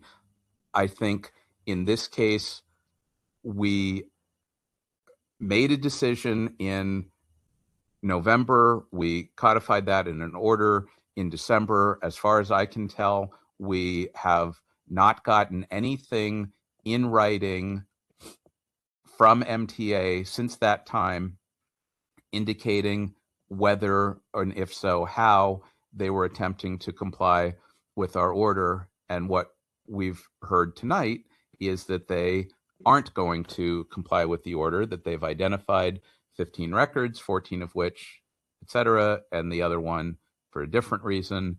I have, heard references to Evidence Code 1115, Evidence Code 1119. I haven't seen that in writing, nor have I seen an explanation as to how that or the attorney-client privilege applies to the other records. And I'm not aware that any of that was shared with Mr. Kneha. I think we could go on at greater length to no avail. I don't think, with due respect to Ms. Battle, I don't think this is really about the Ombuds office. I think this is really a public records issue and a follow-up to a task force order. So I think it would have been better if Ms. Zelaya or somebody else in their public records and Sunshine world were familiar with the documents and were the lead on this. I think that at this point that MTA is not complying with the order. I think we should explore other options that we have as a task force. And I am moving towards referring this back to the full task force for other options, because it appears to me that MTA is not complying with our order. And if our fundamental question is whether a department is attempting to comply, on the previous case, we had some movement from planning and did something different. But in this case, it seems like MTA is not intending to comply with our order. So that's where I am right now. I'll second it. If you make the motion, I'll second it. Fine. Chair LaHood, is an appropriate motion to refer this back to the full task force to consider options and include our recommendation that MTA is not complying with our order in this matter. Does that work? Yes, it's SFMTA is not complying with our order as it was issued.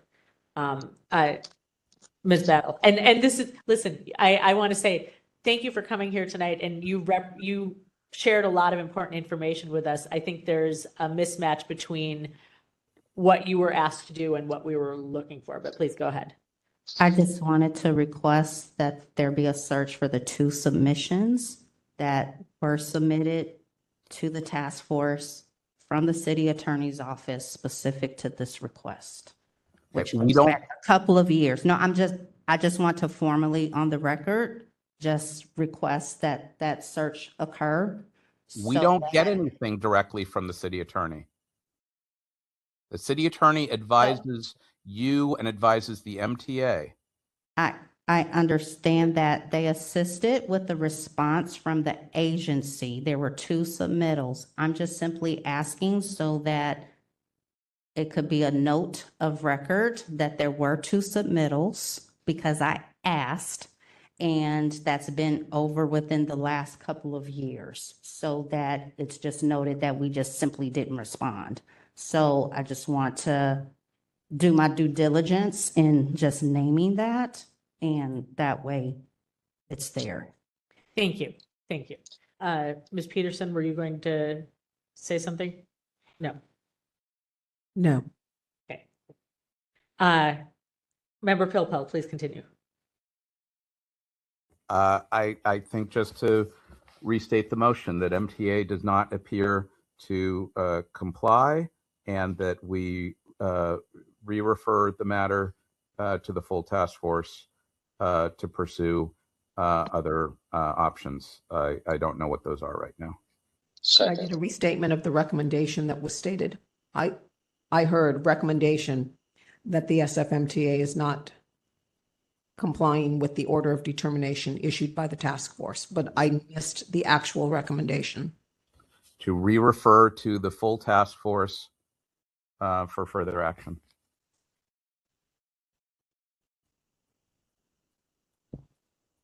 Without a recommendation. Is that correct? That's all I've got so far.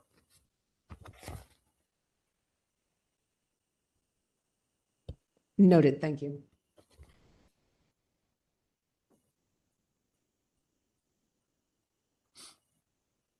I'm sorry, Member Wolf, that was seconded by you? Yes, it was. Thank you. Seconded by Member Wolf.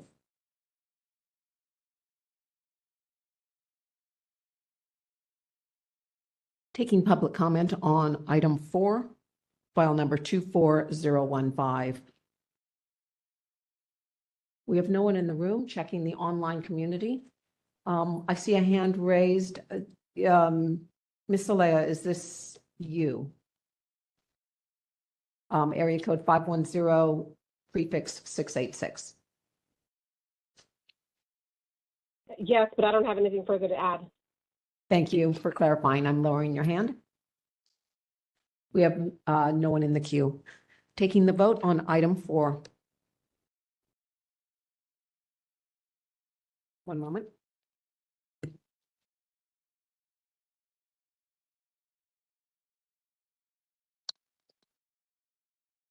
Taking the vote on item 4, file 24015, Member Pilpel. Aye. Member Pilpel, aye. Member Wolf. Aye. Member Wolf, aye. Member Anderson. Member Anderson, aye. Chair LaHood. Aye. Chair LaHood, aye. 4 ayes, motion passes. Thank you, parties. Member Anderson. Yeah, I was just going to tell Ms. Battle, thank you very much for coming in and explaining to us what goes on in the Ombuds office. Thank you. And what the parameters of your position are. Thank you. That's appreciated. Thank you. Agreed. Thank you. Thank you. Take care. Thank you. And Mr. Kniha, thank you. We'll send this back to the full task force and take it from there. Thank you. Okay, I'm going to recommend that we take a 10-minute break and come back at 7 if everyone's okay with that. The committee is in recess at 6:48 p.m. Microphones are off.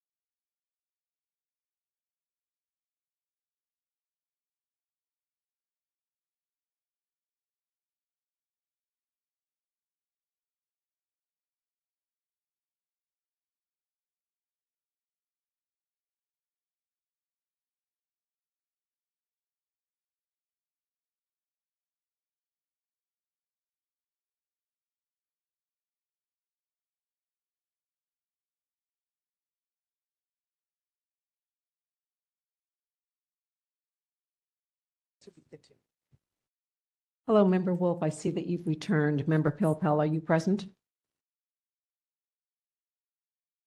I am. Excellent. I'm here. Good. Chair LaHood, we have all members present. Shall we go back on the record? Yes, please. The committee is back in session following recess at 7:01 p.m. Taking the roll, Chair LaHood. Present. Chair LaHood, present. Member Wolf. Yes, present. Member Wolf, present. Member Pilpel. Present. Member Pilpel, present. Member Anderson.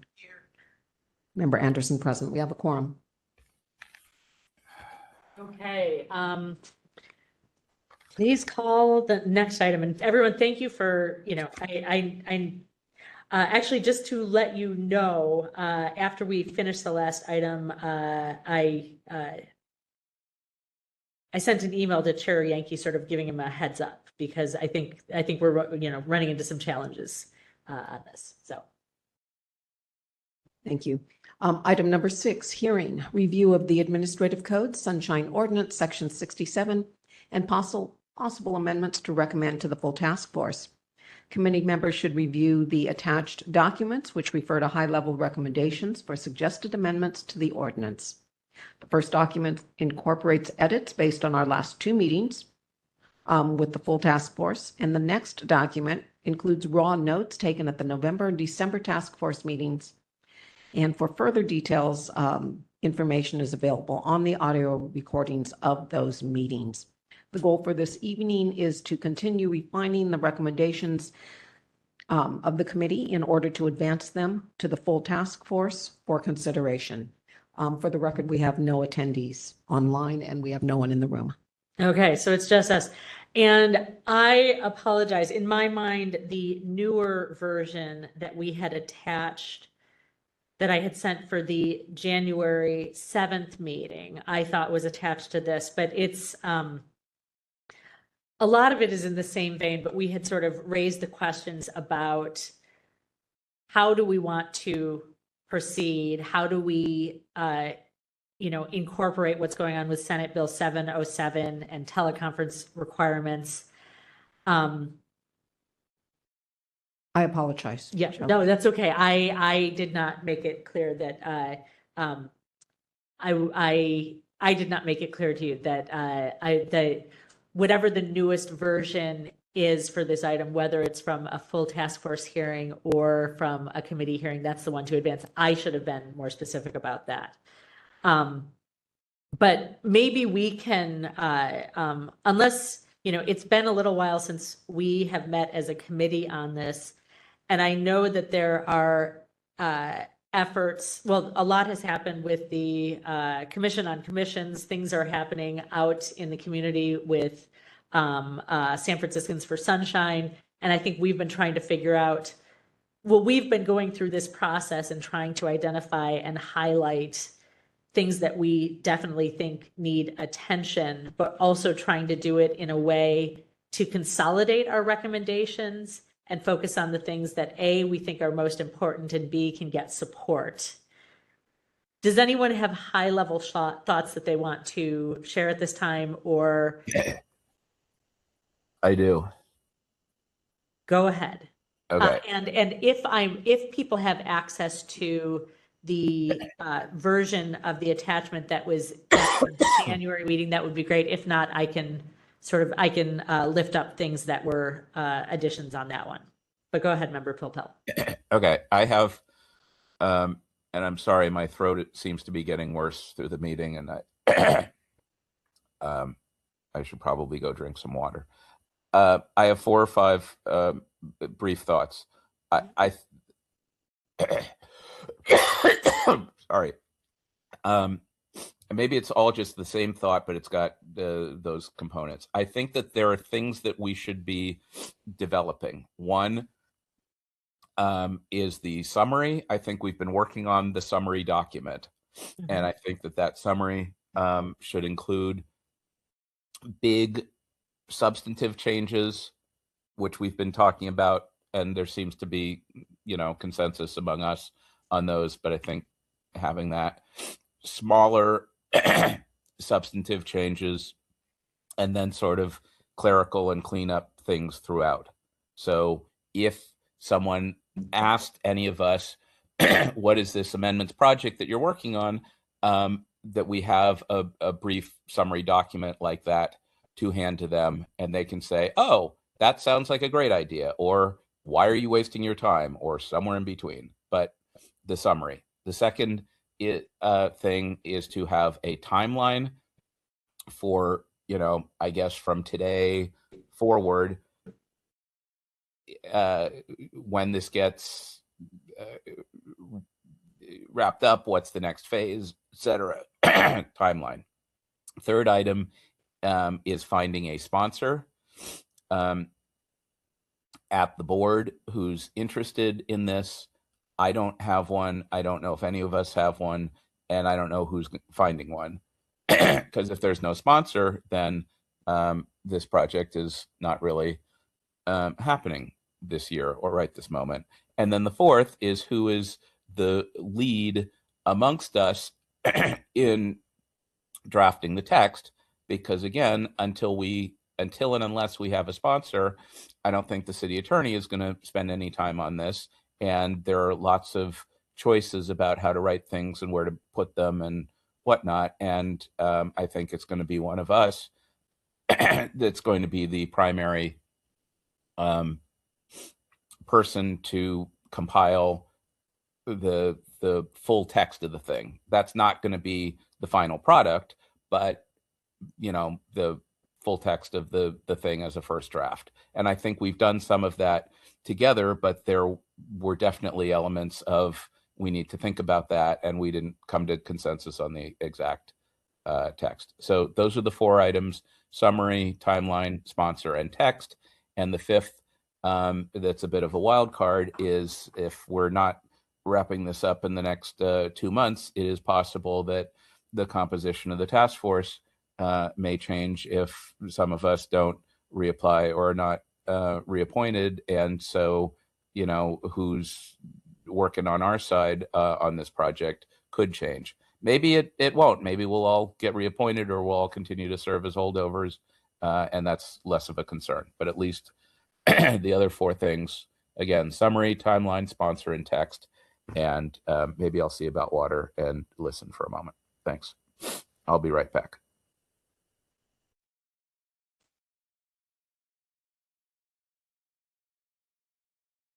Member We have Anderson, quorum. Okay. Yeah, we do have quorum. Yes. Member Anderson, any thoughts?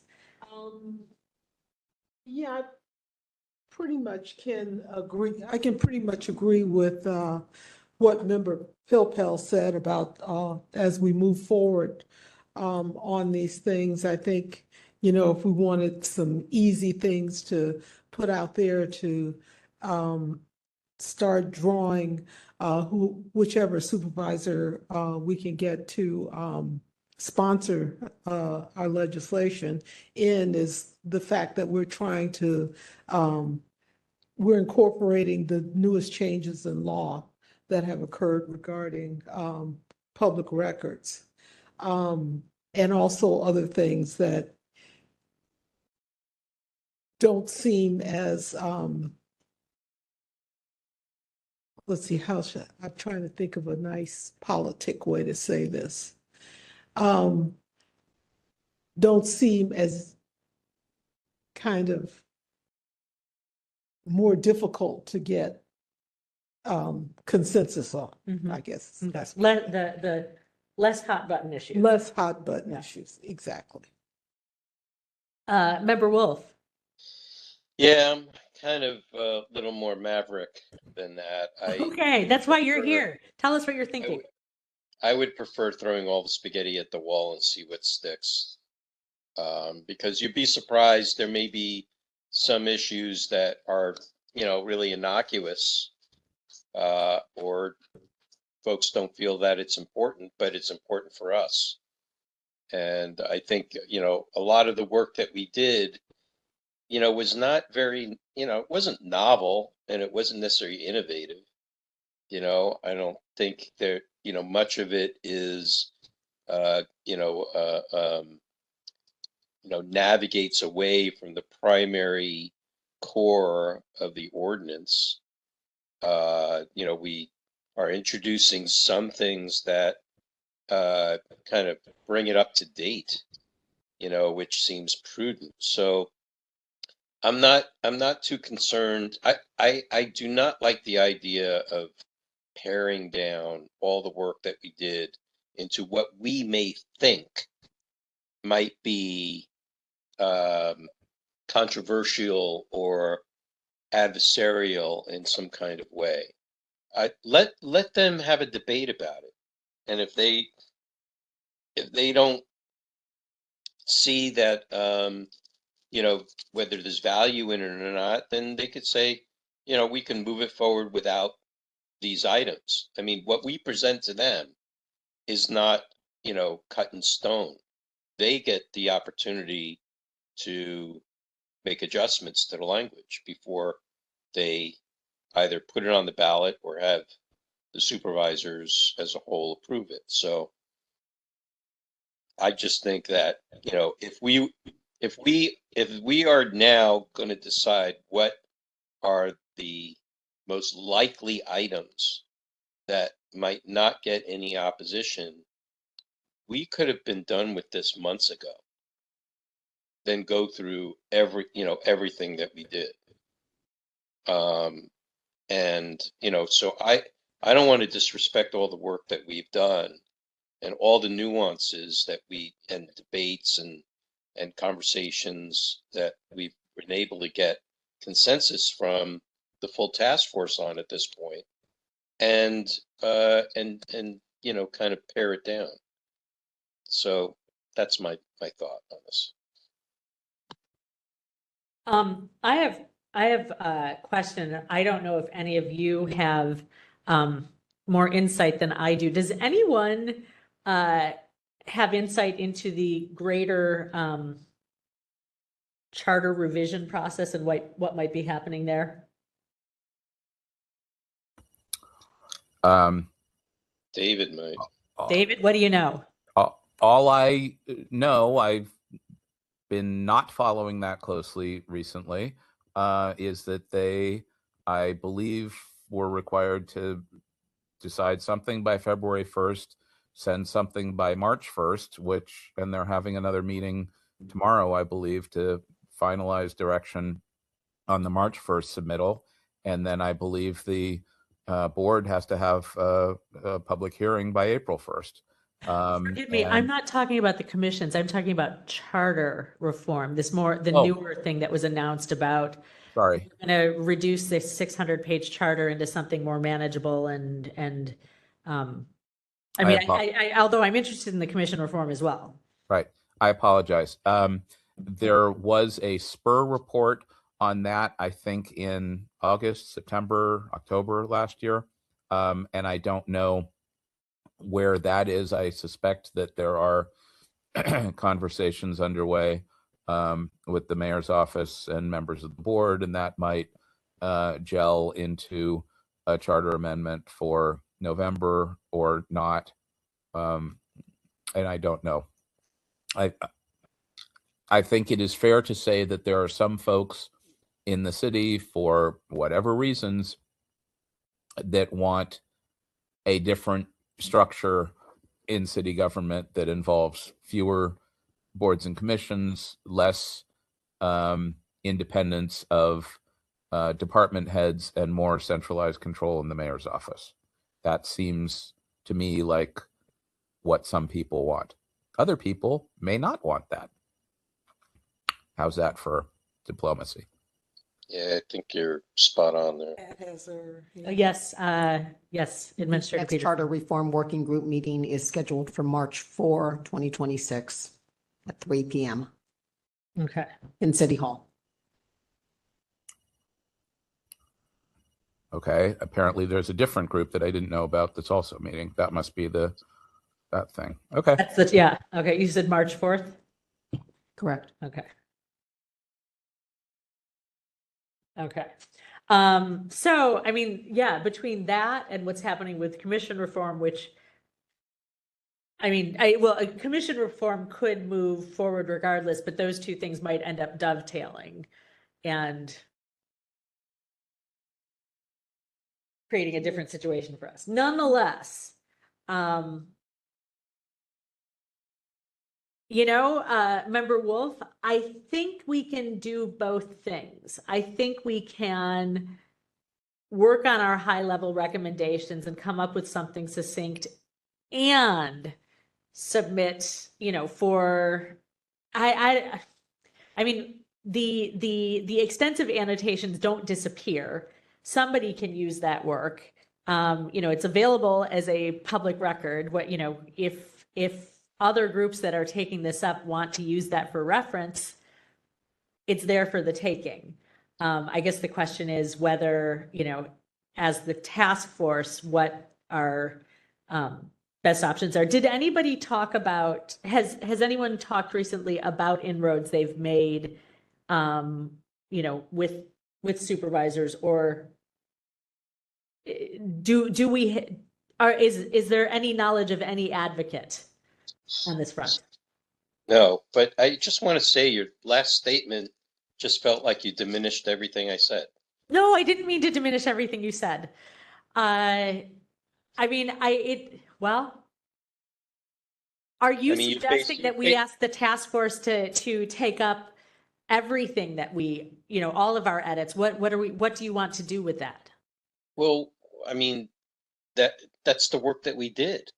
That's, all the hours that we put in, to come to some consensus on all those items. Now you're saying we should pare it down to the most, most acceptable, what we think might be the most acceptable. Maybe we're talking about two different things. I think the 5-page document works. I don't know that I was not suggesting, I mean, maybe we take another look at it and see if there's anything that we would take out for any reason, but I think the 5-page document works. I'm not suggesting we boil it down further. I don't know that our line by line annotations are going to get approved by anyone, but I do think what's in there is useful. But doesn't the annotations reflect the changes that we made? Yeah. So I'm not following what you're suggesting. What would be left out? I'm not suggesting leaving anything out.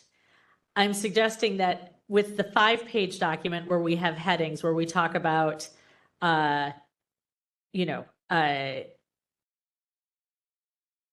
me go to them, enforcement and supervisor of records and authorized representative and immediate disclosure requests and other public records requests, where we break things down into specific categories. And then we talk about different sections where it needs to be amended and even offer specific suggestions.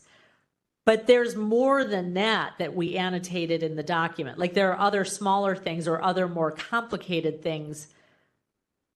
And I guess maybe this gets back to, and now forgive me if it was whether you or Member Pilpel said, who's going to do the writing work on this? Are you expecting that we would hand over our annotated version of the whole ordinance and that someone would accept that and say, okay, we're going to do this? I don't think that is actually the way it would be received. I don't think that if we were to find a champion for this on the Board of Supervisors, are going to take our annotated version the way it currently is and then find somebody to put it into correct form. Exactly. So I'm agreeing with you. Yeah. So, but my point is that for all the annotations that are there that we have agreed upon, both as a committee and as a task force, those should be included in the amended text that as a proposal that we're trying to put forward, and not to just leave it on the margins.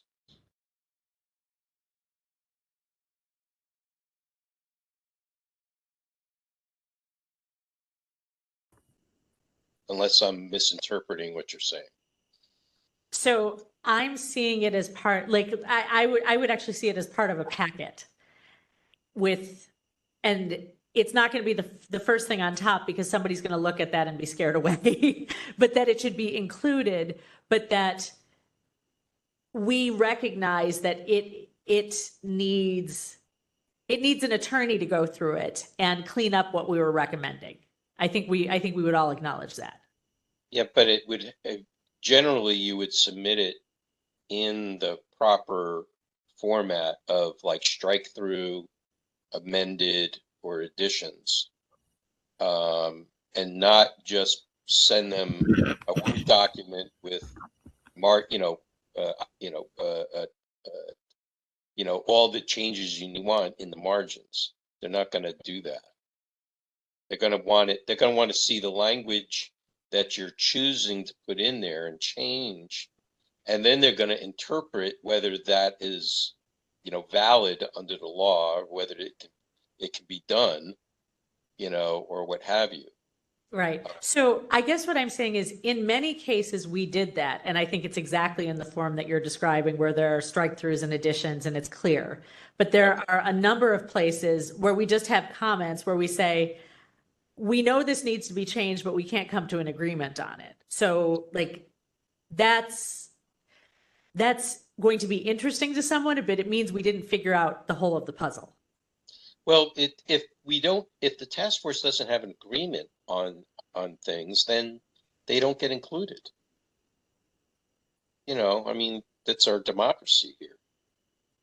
Okay, so I'm still, Member Wolf, this is a good conversation, and I don't want, I guess, so if we talk in practical terms, we as a committee didn't get consensus on every single thing. Like talking about the full, the full text of the ordinance. Right. We annotated where we did agree.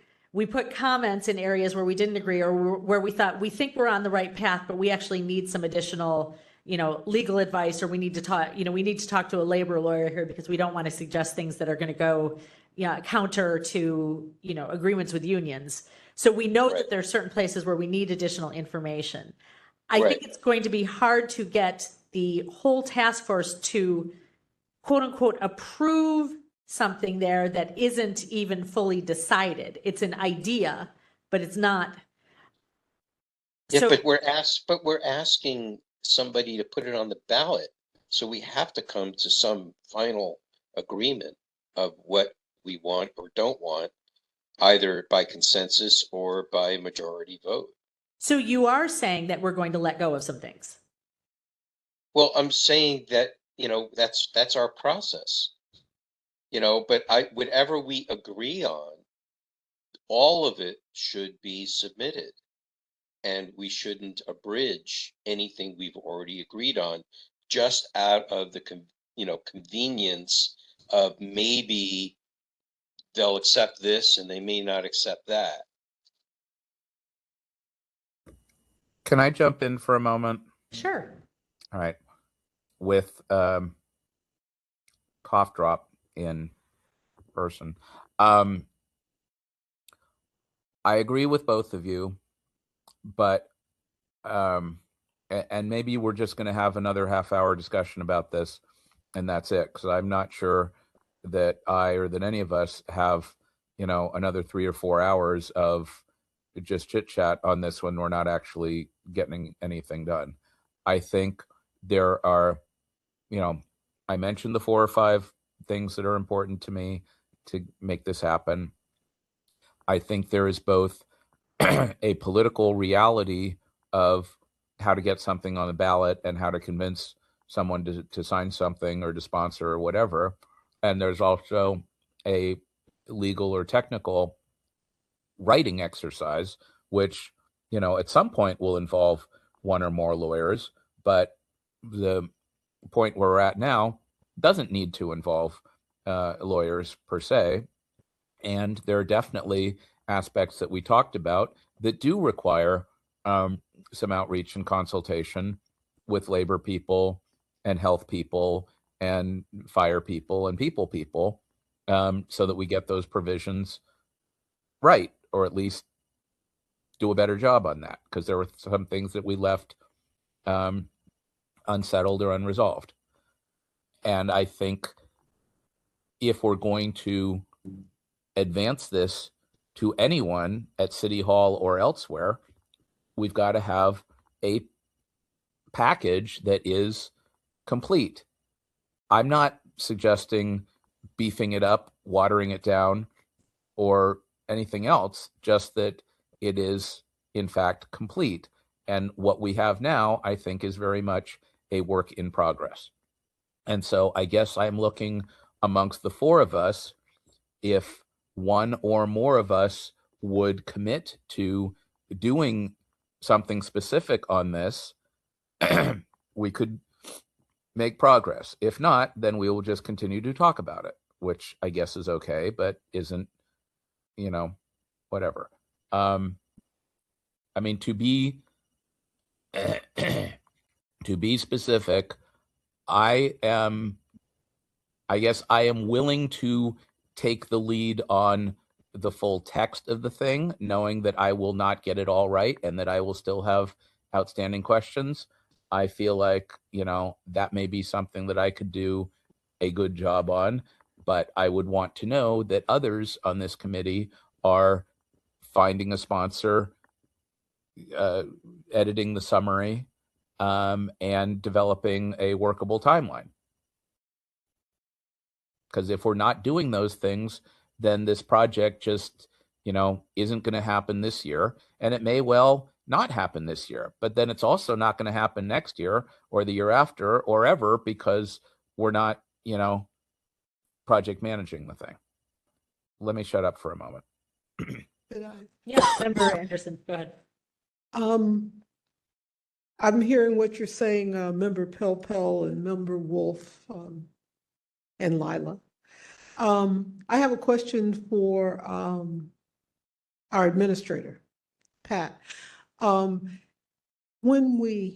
Thinking positively, when we come up with language that we want, what are the processes we have to go through as far as requesting that a city attorney or a hired attorney take a look at what we've come up with to make sure that it's in the right framework and that it's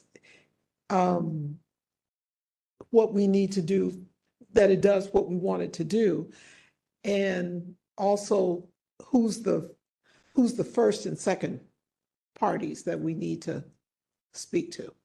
I'm not familiar with the process. I can investigate the process and respond to the committee through the chair. That would be wonderful. Because I know there must be a process. So, of some sort. Confirming with Charlotte Hood. That sounds great. I appreciate that. Thank you. Okay, so we don't have total agreement yet, but in order to make some progress on this, I'm going to jump back to a couple of items that were previously highlighted, if people are okay with that, and maybe this even flags a little bit things that we still need to do. So for example, I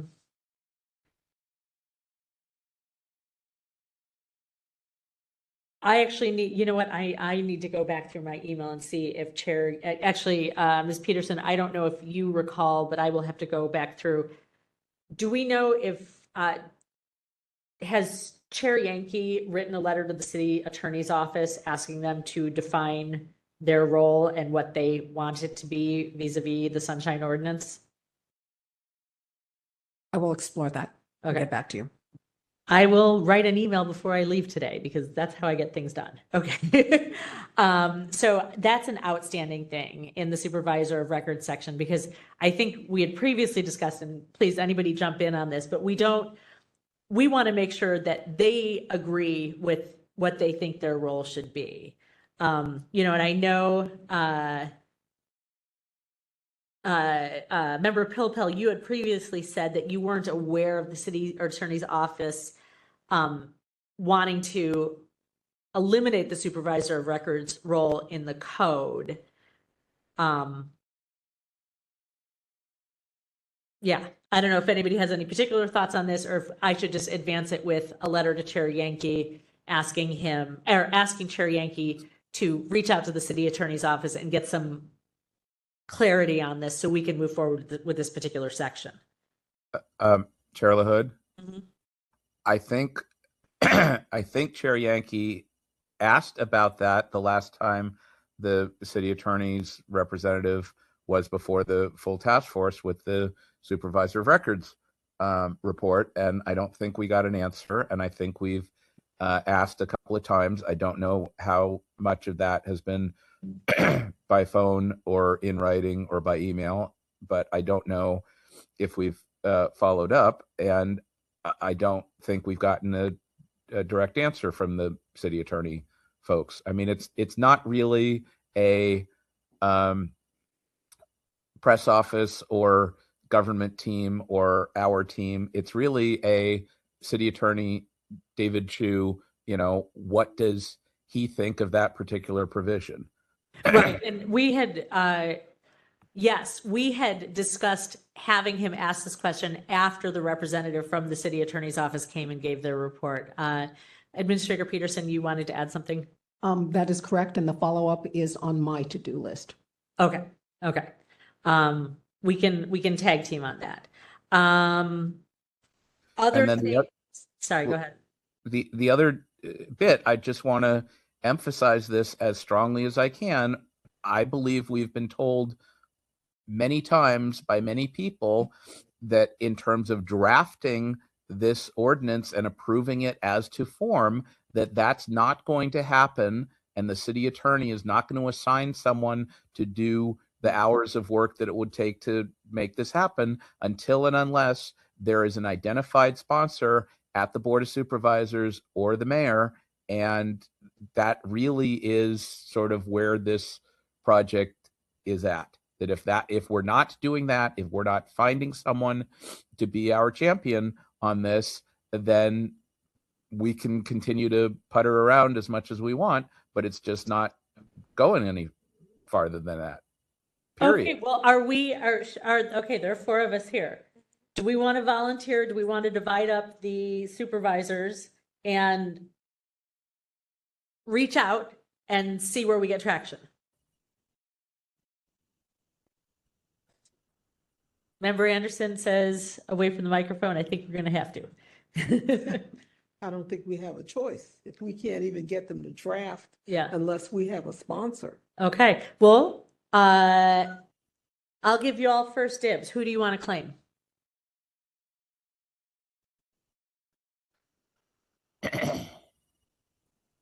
Let's see. Do you want me to volunteer to try to speak to?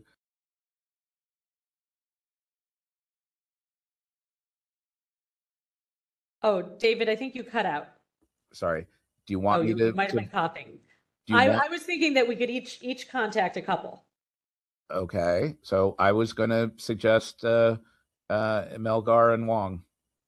They're the closest that I am to. But again, I think in order to do that effectively, they're going to say, well, I can talk to you about it for a minute or two, but I really need something that I or my staff can look at. Do you have something? And, I just have a bunch of notes. I don't have like the summary document that's in a state that I can hand to someone. Okay, well, I'm hearing both things. I'm hearing people saying we need the documents, and then I'm hearing people saying we need the connections. And we can do one or the other, or we can work on both at the same time, or we can continue to be stuck. Well, then I think the answer is to try to do both and to again, evolve that summary document to something that, someone familiar with this ordinance and task force and process, or a politically skilled person can peruse and say, that seems compelling. I'd like to get in on that. We should help. We should co-sponsor. I mean, it's like, I think we're pretty close with the summary document, actually. all right, I do. good. And so Member Anderson, you were going to jump in on the sponsors. Well, I was going to jump in on that. I believe we are close to a summary document that we can provide, but I agree, we need to have something we can hand people. Mm-hmm. It's like, this is what it is now, and this is what we're proposing that we do in order to make it more of a document that serves the people of the city. And then we all go in and say, do you want to be on the right side of history for the Sunshine Ordinance? So. Okay. I can do another cleanup turnaround for our March meeting, which is next week. Okay, that's true. And then if people don't like the way it looks at that, I think that would be the point at which it's like, we either need to decide to go with this or somebody else can do something else, because this is what we've been building. Yeah. Does anyone else want to claim particular supervisors who you don't have to talk to between now and next week, but just to say, this is who I'm willing to go talk to? Okay, I'll take District 5. I should know his name. Mahmoud. Oh, yes. Bilal. Bilal Mahmoud. Bilal. Yeah. Bilal Mahmoud. Okay. Yeah. And what's close to 5? Let's pull up the map. Cool.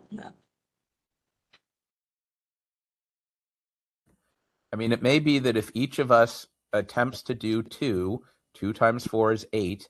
And if we promote this to the full task force next week, maybe other members pick up the other 3. And then we've got, someone to approach all 11. And who knows, maybe ex officio member Adams can, have a 5-minute chit chat with the mayor and see if he's interested. Who knows? Yeah. Well, I'm in District 2, so I should talk to Cheryl. And unless anybody else wants Mandelman, I can do Mandelman. You could, oh, you don't see the options. Oops.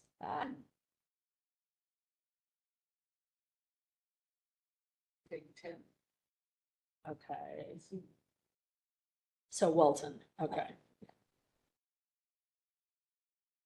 Yeah, there has to be a cogent executive summary, because these folks aren't gonna, sit there and read it. It's not light bathroom reading either. Right. So,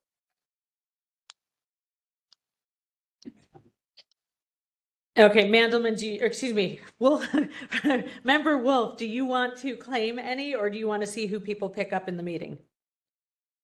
I think I'll see who people pick up in the meeting. I don't necessarily have a relationship. I have a relationship with some of the board of the supervisors, Okay. like two, but not more than that, really. Okay. Okay. So let's go back to the document.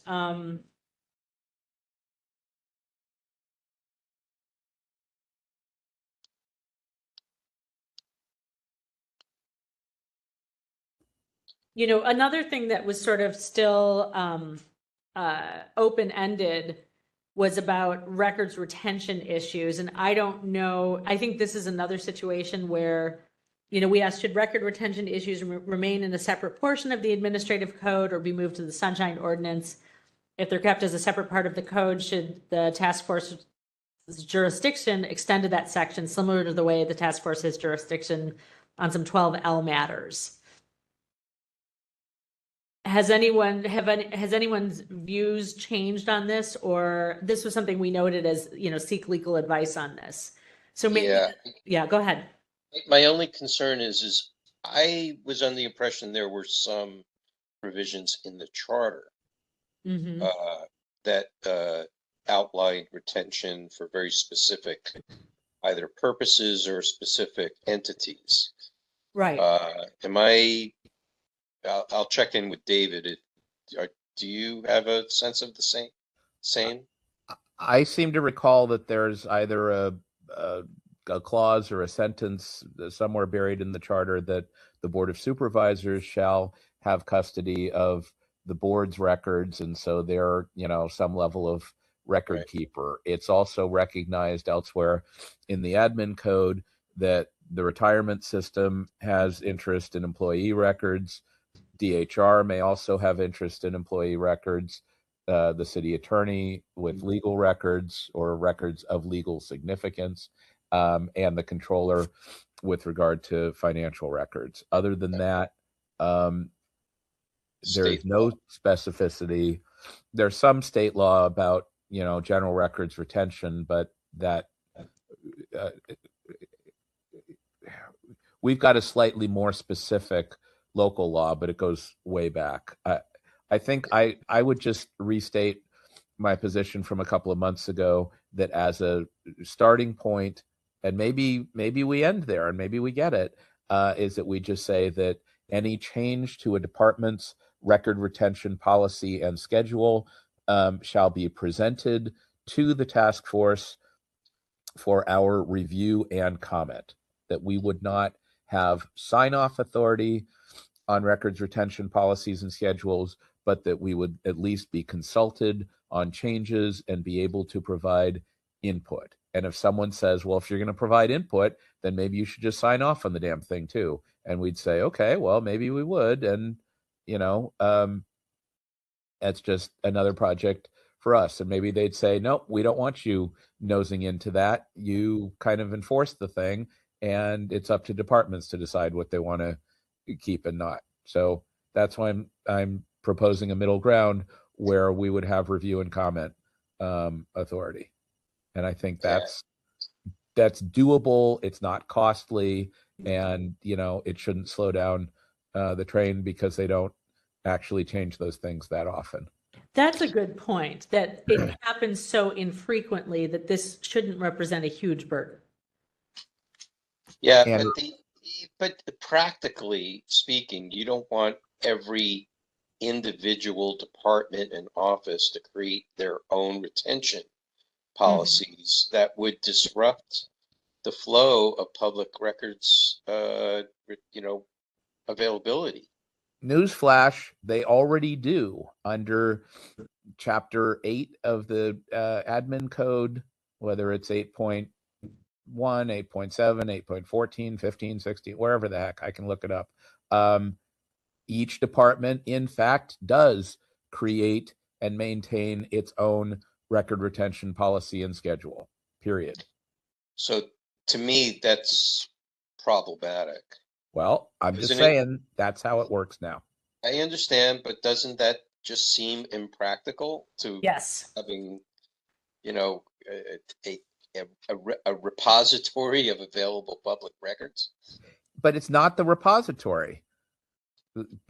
Bear in mind, there's some connection between a department's record retention policy and schedule and the index of records in 67-29, but it's really up to each department to classify and categorize its records. You cannot expect the MTA, maybe we want the MTA to know what records it has, but the MTA is not going to be familiar with what records Rec Park has or the health department.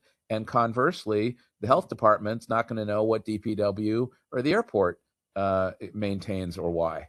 But I don't think that's the point. I think the point in general is the general public would want to make sure that there is a compendium of historical value that goes back far enough that's meaningful, so that Great.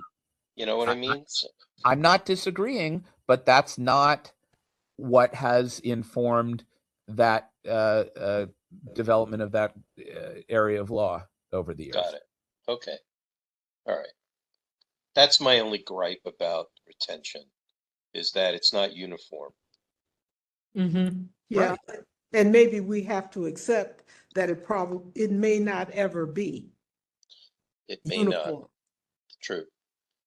I guess the hard part is that for all the years that we had Iron Mountain and those piles and piles of paper, you know, that they didn't exercise their a more lenient retention schedule, and Well, all those records are still, we're still around.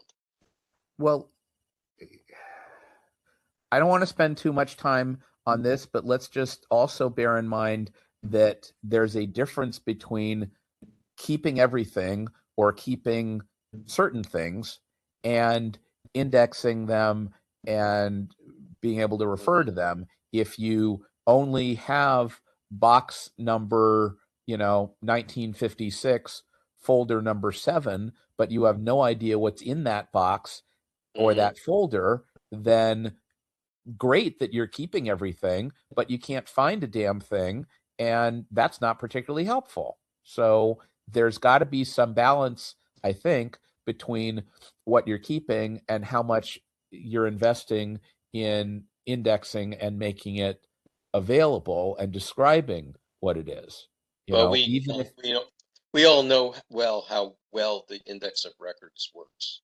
Well, forget the index of records for a second. Just in the general concept, if you have a whole room of records, from your entire life, and you know how it's organized, that's great. But if nobody else has a map or a guide to it, and you get hit by a truck, and somebody's supposed to go in there and find something, it may take them a while to figure out what your organization scheme was.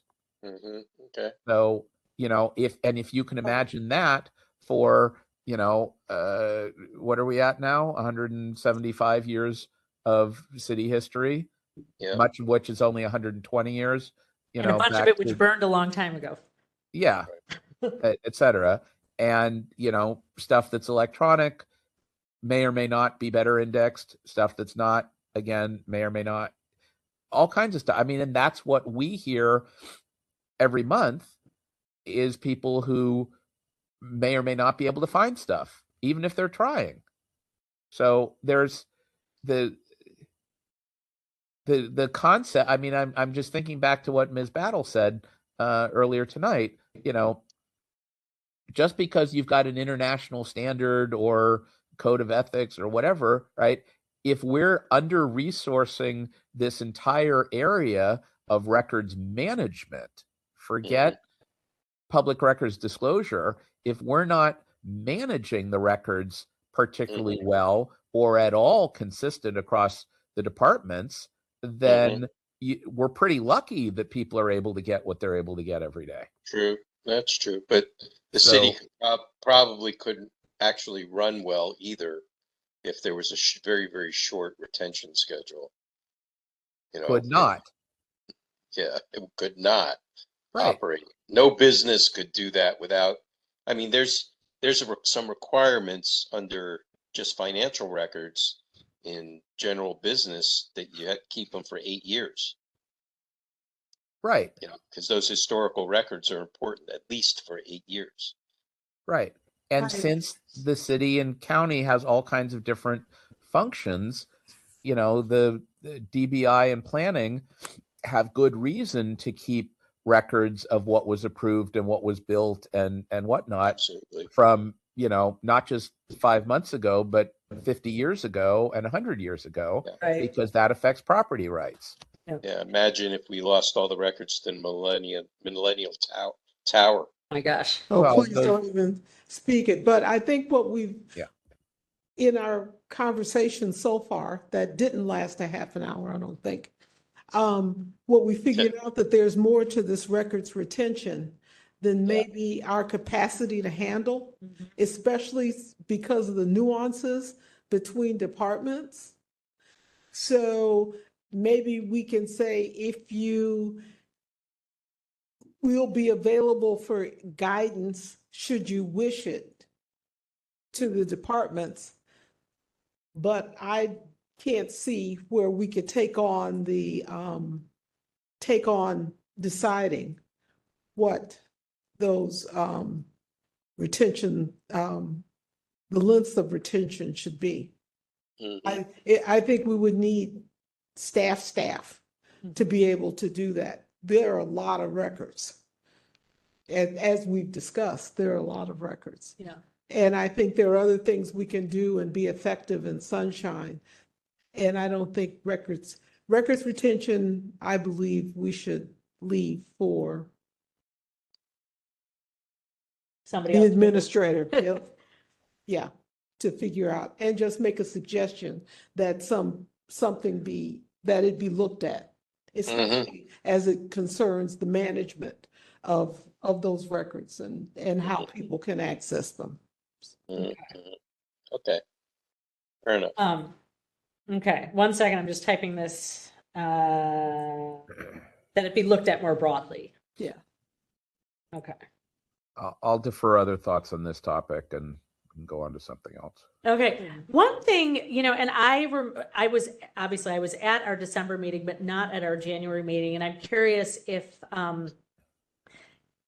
things shifted on this at all, but the question of the ability to amend the ordinance, and we had this big debate about it, and some people were arguing in terms of convenience and wanting there to be some opportunity, but there was also a great deal of concern that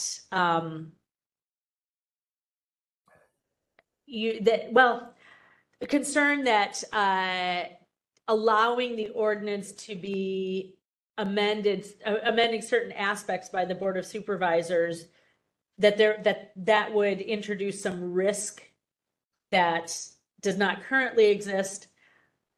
Although depending on how things go, again, with what is put to voters, this may end up being a moot point. I don't know. I was thinking, do we want to weigh in at all on this question of changing the way the ordinance is amended at this point, or would we be better off just not changing that? I think I've said the last time this came up that I have changed my position, and I am now of the view that we should not have a process by which the board or the task force can amend the ordinance, that it only be left to the voters, because I think that there is a heightened degree of risk and concern that leaving a process open to that may result in unexpected and unwanted consequences. As it is, the Commission Streamlining Task Force is recommending changes to the charter that would allow the board to change who can get nominated and serve on the task force and all kinds of other things. If we had a more stable board and mayor, and I thought that there were reasonable people that might come to a good judgment on making changes, I would be very supportive of doing that. But I have totally changed my position on that right now. And I don't know. I think if there's anything we've learned in the past couple of years is that you kind of have to build this stuff for worst case scenarios. And not to say we're in a worst case scenario, but yeah. I mean not on the local level. Yeah. Right. Yeah. I think the good news is until they change it, it still only requires 10,000 valid signatures plus or minus to get something on the ballot to change it. And that's probably not a bad process. Yeah. Whether it's us or somebody else, et cetera. So it sounds like we are sort of coalescing on a new consensus where perhaps I just should strike this subhead. I concur.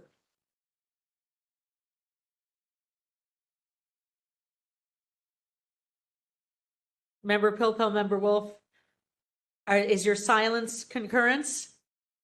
Yeah. Okay. I think so. Which page? Sorry, let me go to the document. So forgive me, the version you are looking at, I'm actually looking at the one that was in our January agenda, which would have been on page 4. That's under the heading ability to amend the ordinance, but it might be in yours as well. Yeah, okay, that's fine. Feel Okay. free to strike. Okay. Any further thoughts on, SB 707 and the new Brown Act provisions, or, I mean, do we need to be bringing this up? I would just add something in 67.13 or wherever it lands on barriers. I think 13 is barriers to attendance prohibited. I think if we just add something at the end that says the city shall offer hybrid or teleconference meetings for all policy bodies, advisory bodies, and passive meeting bodies, except where prohibited by state or federal law, period, so that we're saying we support the maximum use of hybrid and teleconference meetings. I think that's good. I'm not sure that there's other stuff that we need to say yet about 707. But I think having some statement there, whatever. I'm trying not to repeat myself. Which meetings you think it should apply to? Policy bodies, advisory bodies, if that ends up being a thing, passive meeting bodies. Okay.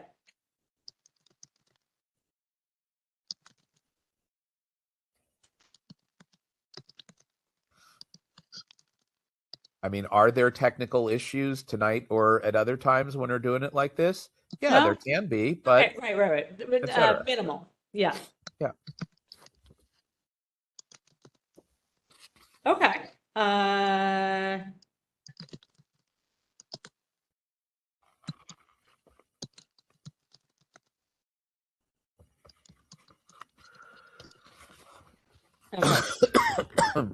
And I just saw, based on what we have here, I just saw 2 things that refer to this that we can collapse. So that's a little bit of condensing that we can do.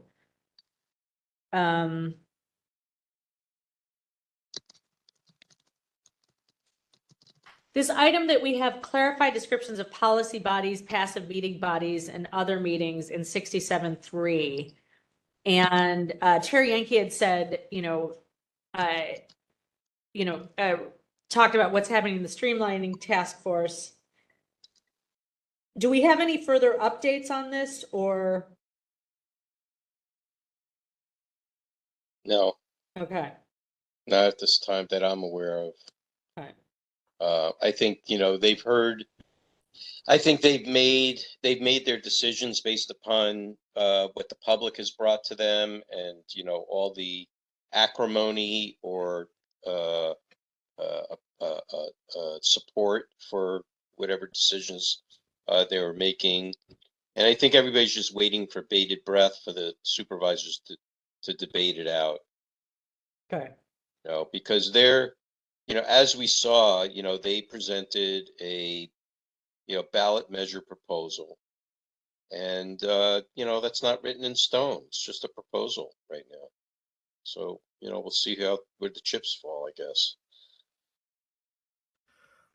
I guess I'm not necessarily interested in changing the definition right now, but I'm intrigued by the idea of there being some hierarchy.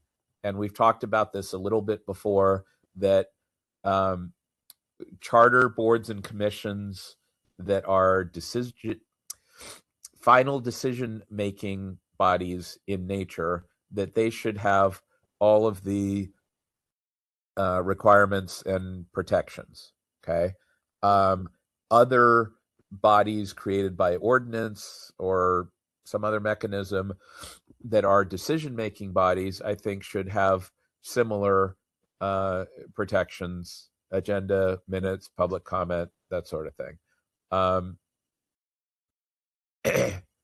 Passive meeting bodies that are really just, chit-chat groups right now have a lower level of requirements. If someone asks, they have to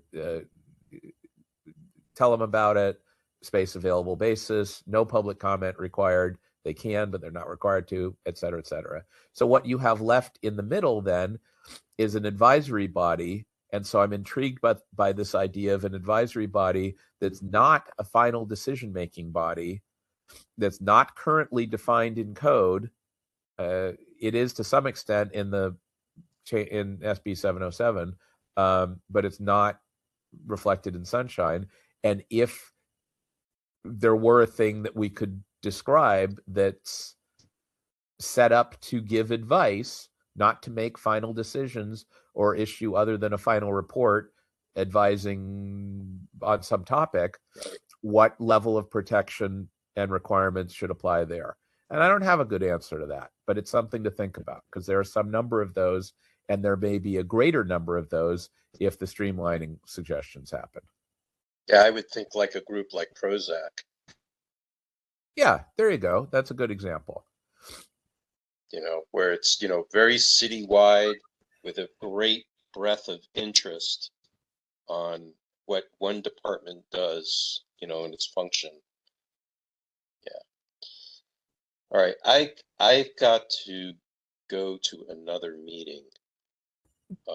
Member Wolf, before you go, quick question.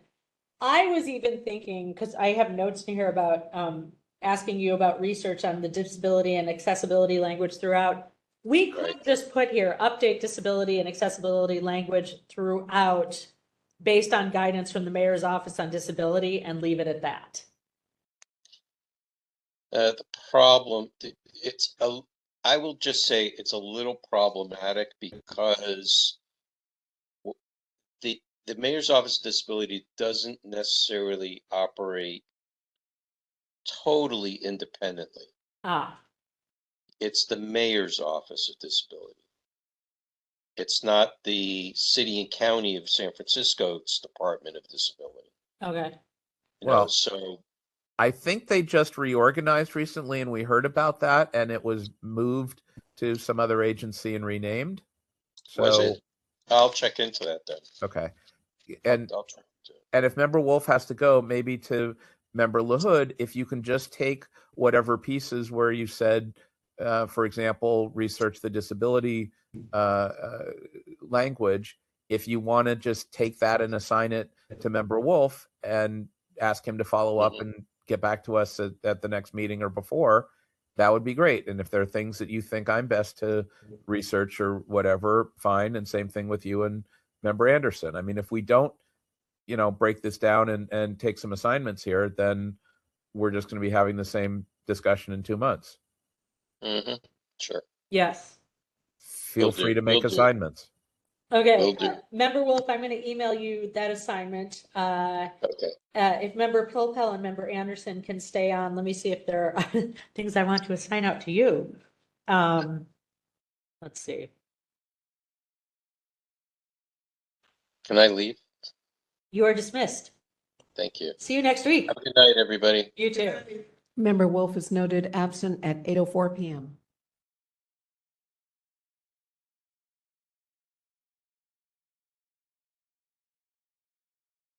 I mean, the funny thing is we have already boiled down a lot.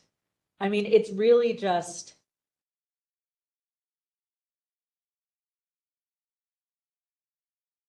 Member Pilpel, what you were just talking about with the bodies, do you want to write up something that is more detailed than, right now we have clarified descriptions of policy bodies, passive meeting bodies, and other meetings, and you sort of riffed on that a bit. Would you like to, I don't know if this is, hang on, let me look back at that other version and see if this is what you're looking at as well. Yeah, you know, what we have about, should we change definitions in the ordinance?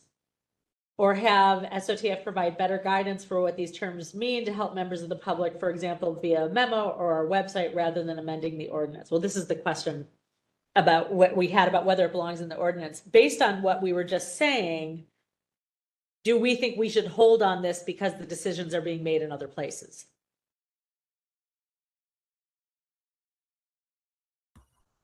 Are you asking me? Yes, I'm asking you. I was talking and then reading from there. Yeah. Do you want to write something different than what we currently have in the document? Or do you think that this is something, do we need to wait and see what happens in other places? We certainly can wait and see. You know, this may be one where instead of moving forward, that you move backward. So the way I'm thinking about it is, if you have an amorphous concept, let's say that you don't have words to define what's an advisory body right this second, but if you think of what you want to associate with it, is it agenda? Is it minutes? If it's agenda, is it 72 hours? Is it 24 hours? Is it a week? You know, what kind of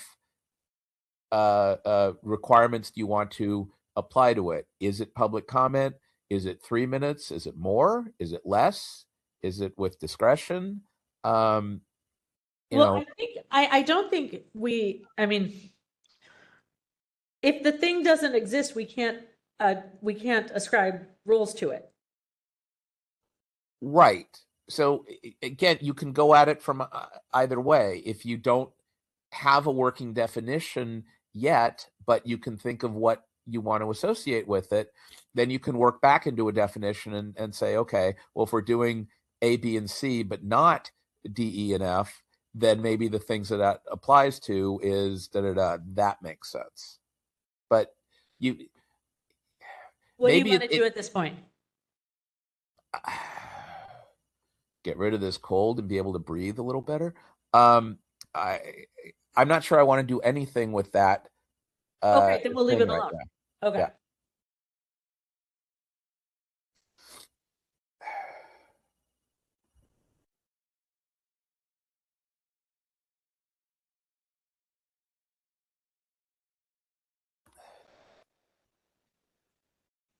I think what some of the discussion that we've had at the full task force, and some of what I heard from complaint last week and other things out there, I think that there's some stuff that we can do internally to clean up our own operations, including some of the stuff earlier tonight, how complaints are handled, blah, blah, blah.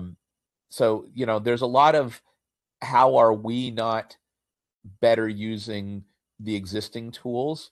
And to the extent that there's something that really is problematic, I think what we've learned over the last few months is that it's really enforcement. So I think whatever thoughts we want to put into that ultimately end up in language that makes compliance and enforcement matter, right? I mean, we can have all of the rules and requirements in the world.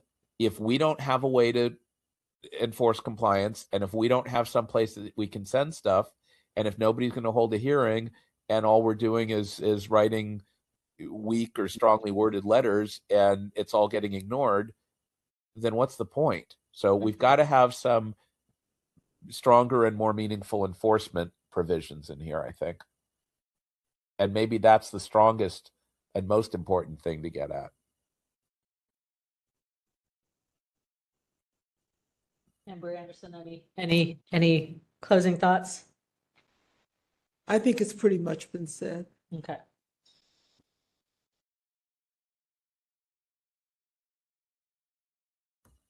And another thing that we could do is Member Anderson can perhaps check in with League of Women Voters and see what they're thinking, and check with former members Nee and Washburn and San Franciscans for Sunshine Yeah. And how high of a priority is this for them? And if so, what are their priorities to fix right now? I don't know. Well, it's my understanding, I think they've got their own parallel process going on. Okay. Well, we're being pretty, public about this right now and frequently. It might help for them to at least clue you in on what their plan is. That's what it is. They have a parallel process going on right now. Okay. That's what I know.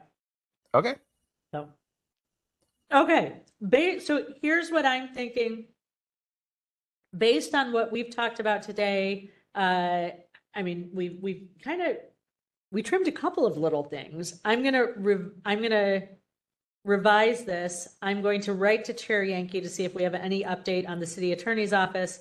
I'm going to write to Member Wolf to assign him to look into what language he thinks we should include regarding disability and accessibility, or if he has a recommendation for if this newly moved department, if we can just say whatever they say to do, this is how, we should update the language in the ordinance. And based on what he says, we'll update that there.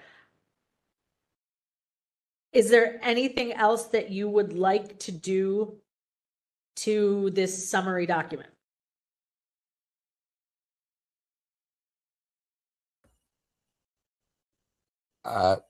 Feel free to put it on for next week at the full task force. That's what I was going to do. Or April, and can continue to evolve and tweak that, and let's try to get it to something that doesn't have question marks, but instead says this is what that's more definitive. And even if we change it over time, it's like that's the current version of the summary. That's the summary document. And maybe people will even say, okay, we can take this to, various supervisors and see if we can get some support for this. Or maybe it'll be to the point where we can take it to them and they may have different questions than the ones we're asking and might request us to take a second look at aspects of it. Yeah. I mean, our concerns about the ordinance and how it operates, I think, are very different from political concerns or other department concerns about what it is and how it operates. Okay.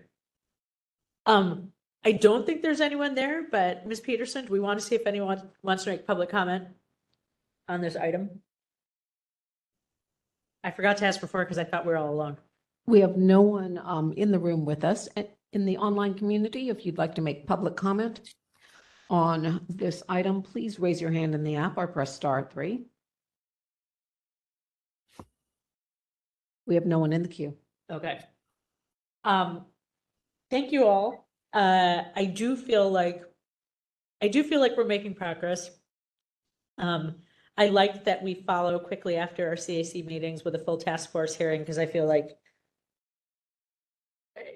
it's good to get feedback from everyone else to make sure that we are moving in a direction that we can get full task force support for. I agree. So.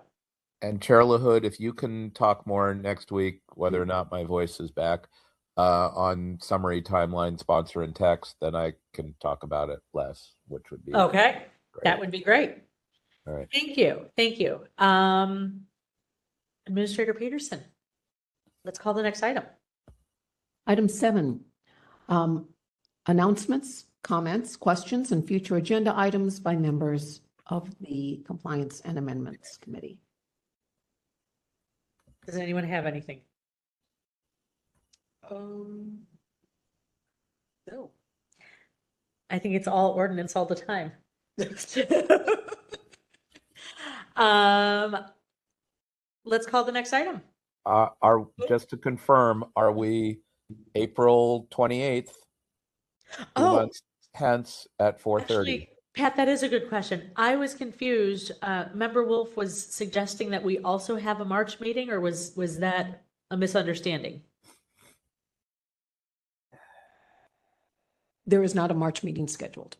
Okay, so he may have been looking at a different committee and thought it was referring to CAC. I do not know. Okay, CAC is scheduled to meet in even numbered months. that was my understanding. Thank you for clarifying. Okay, let's call the next item. All right, so I've got April 28th at 4:30. That's all I needed. Anyone wishing to make public comment on item 7, please raise your hand in the app or press *3. We have no one in the room, no one in the queue. Item 8. So moved. The meeting is adjourned at 8:16 p.m. Thanks, Microphone- everyone. Microphones are off.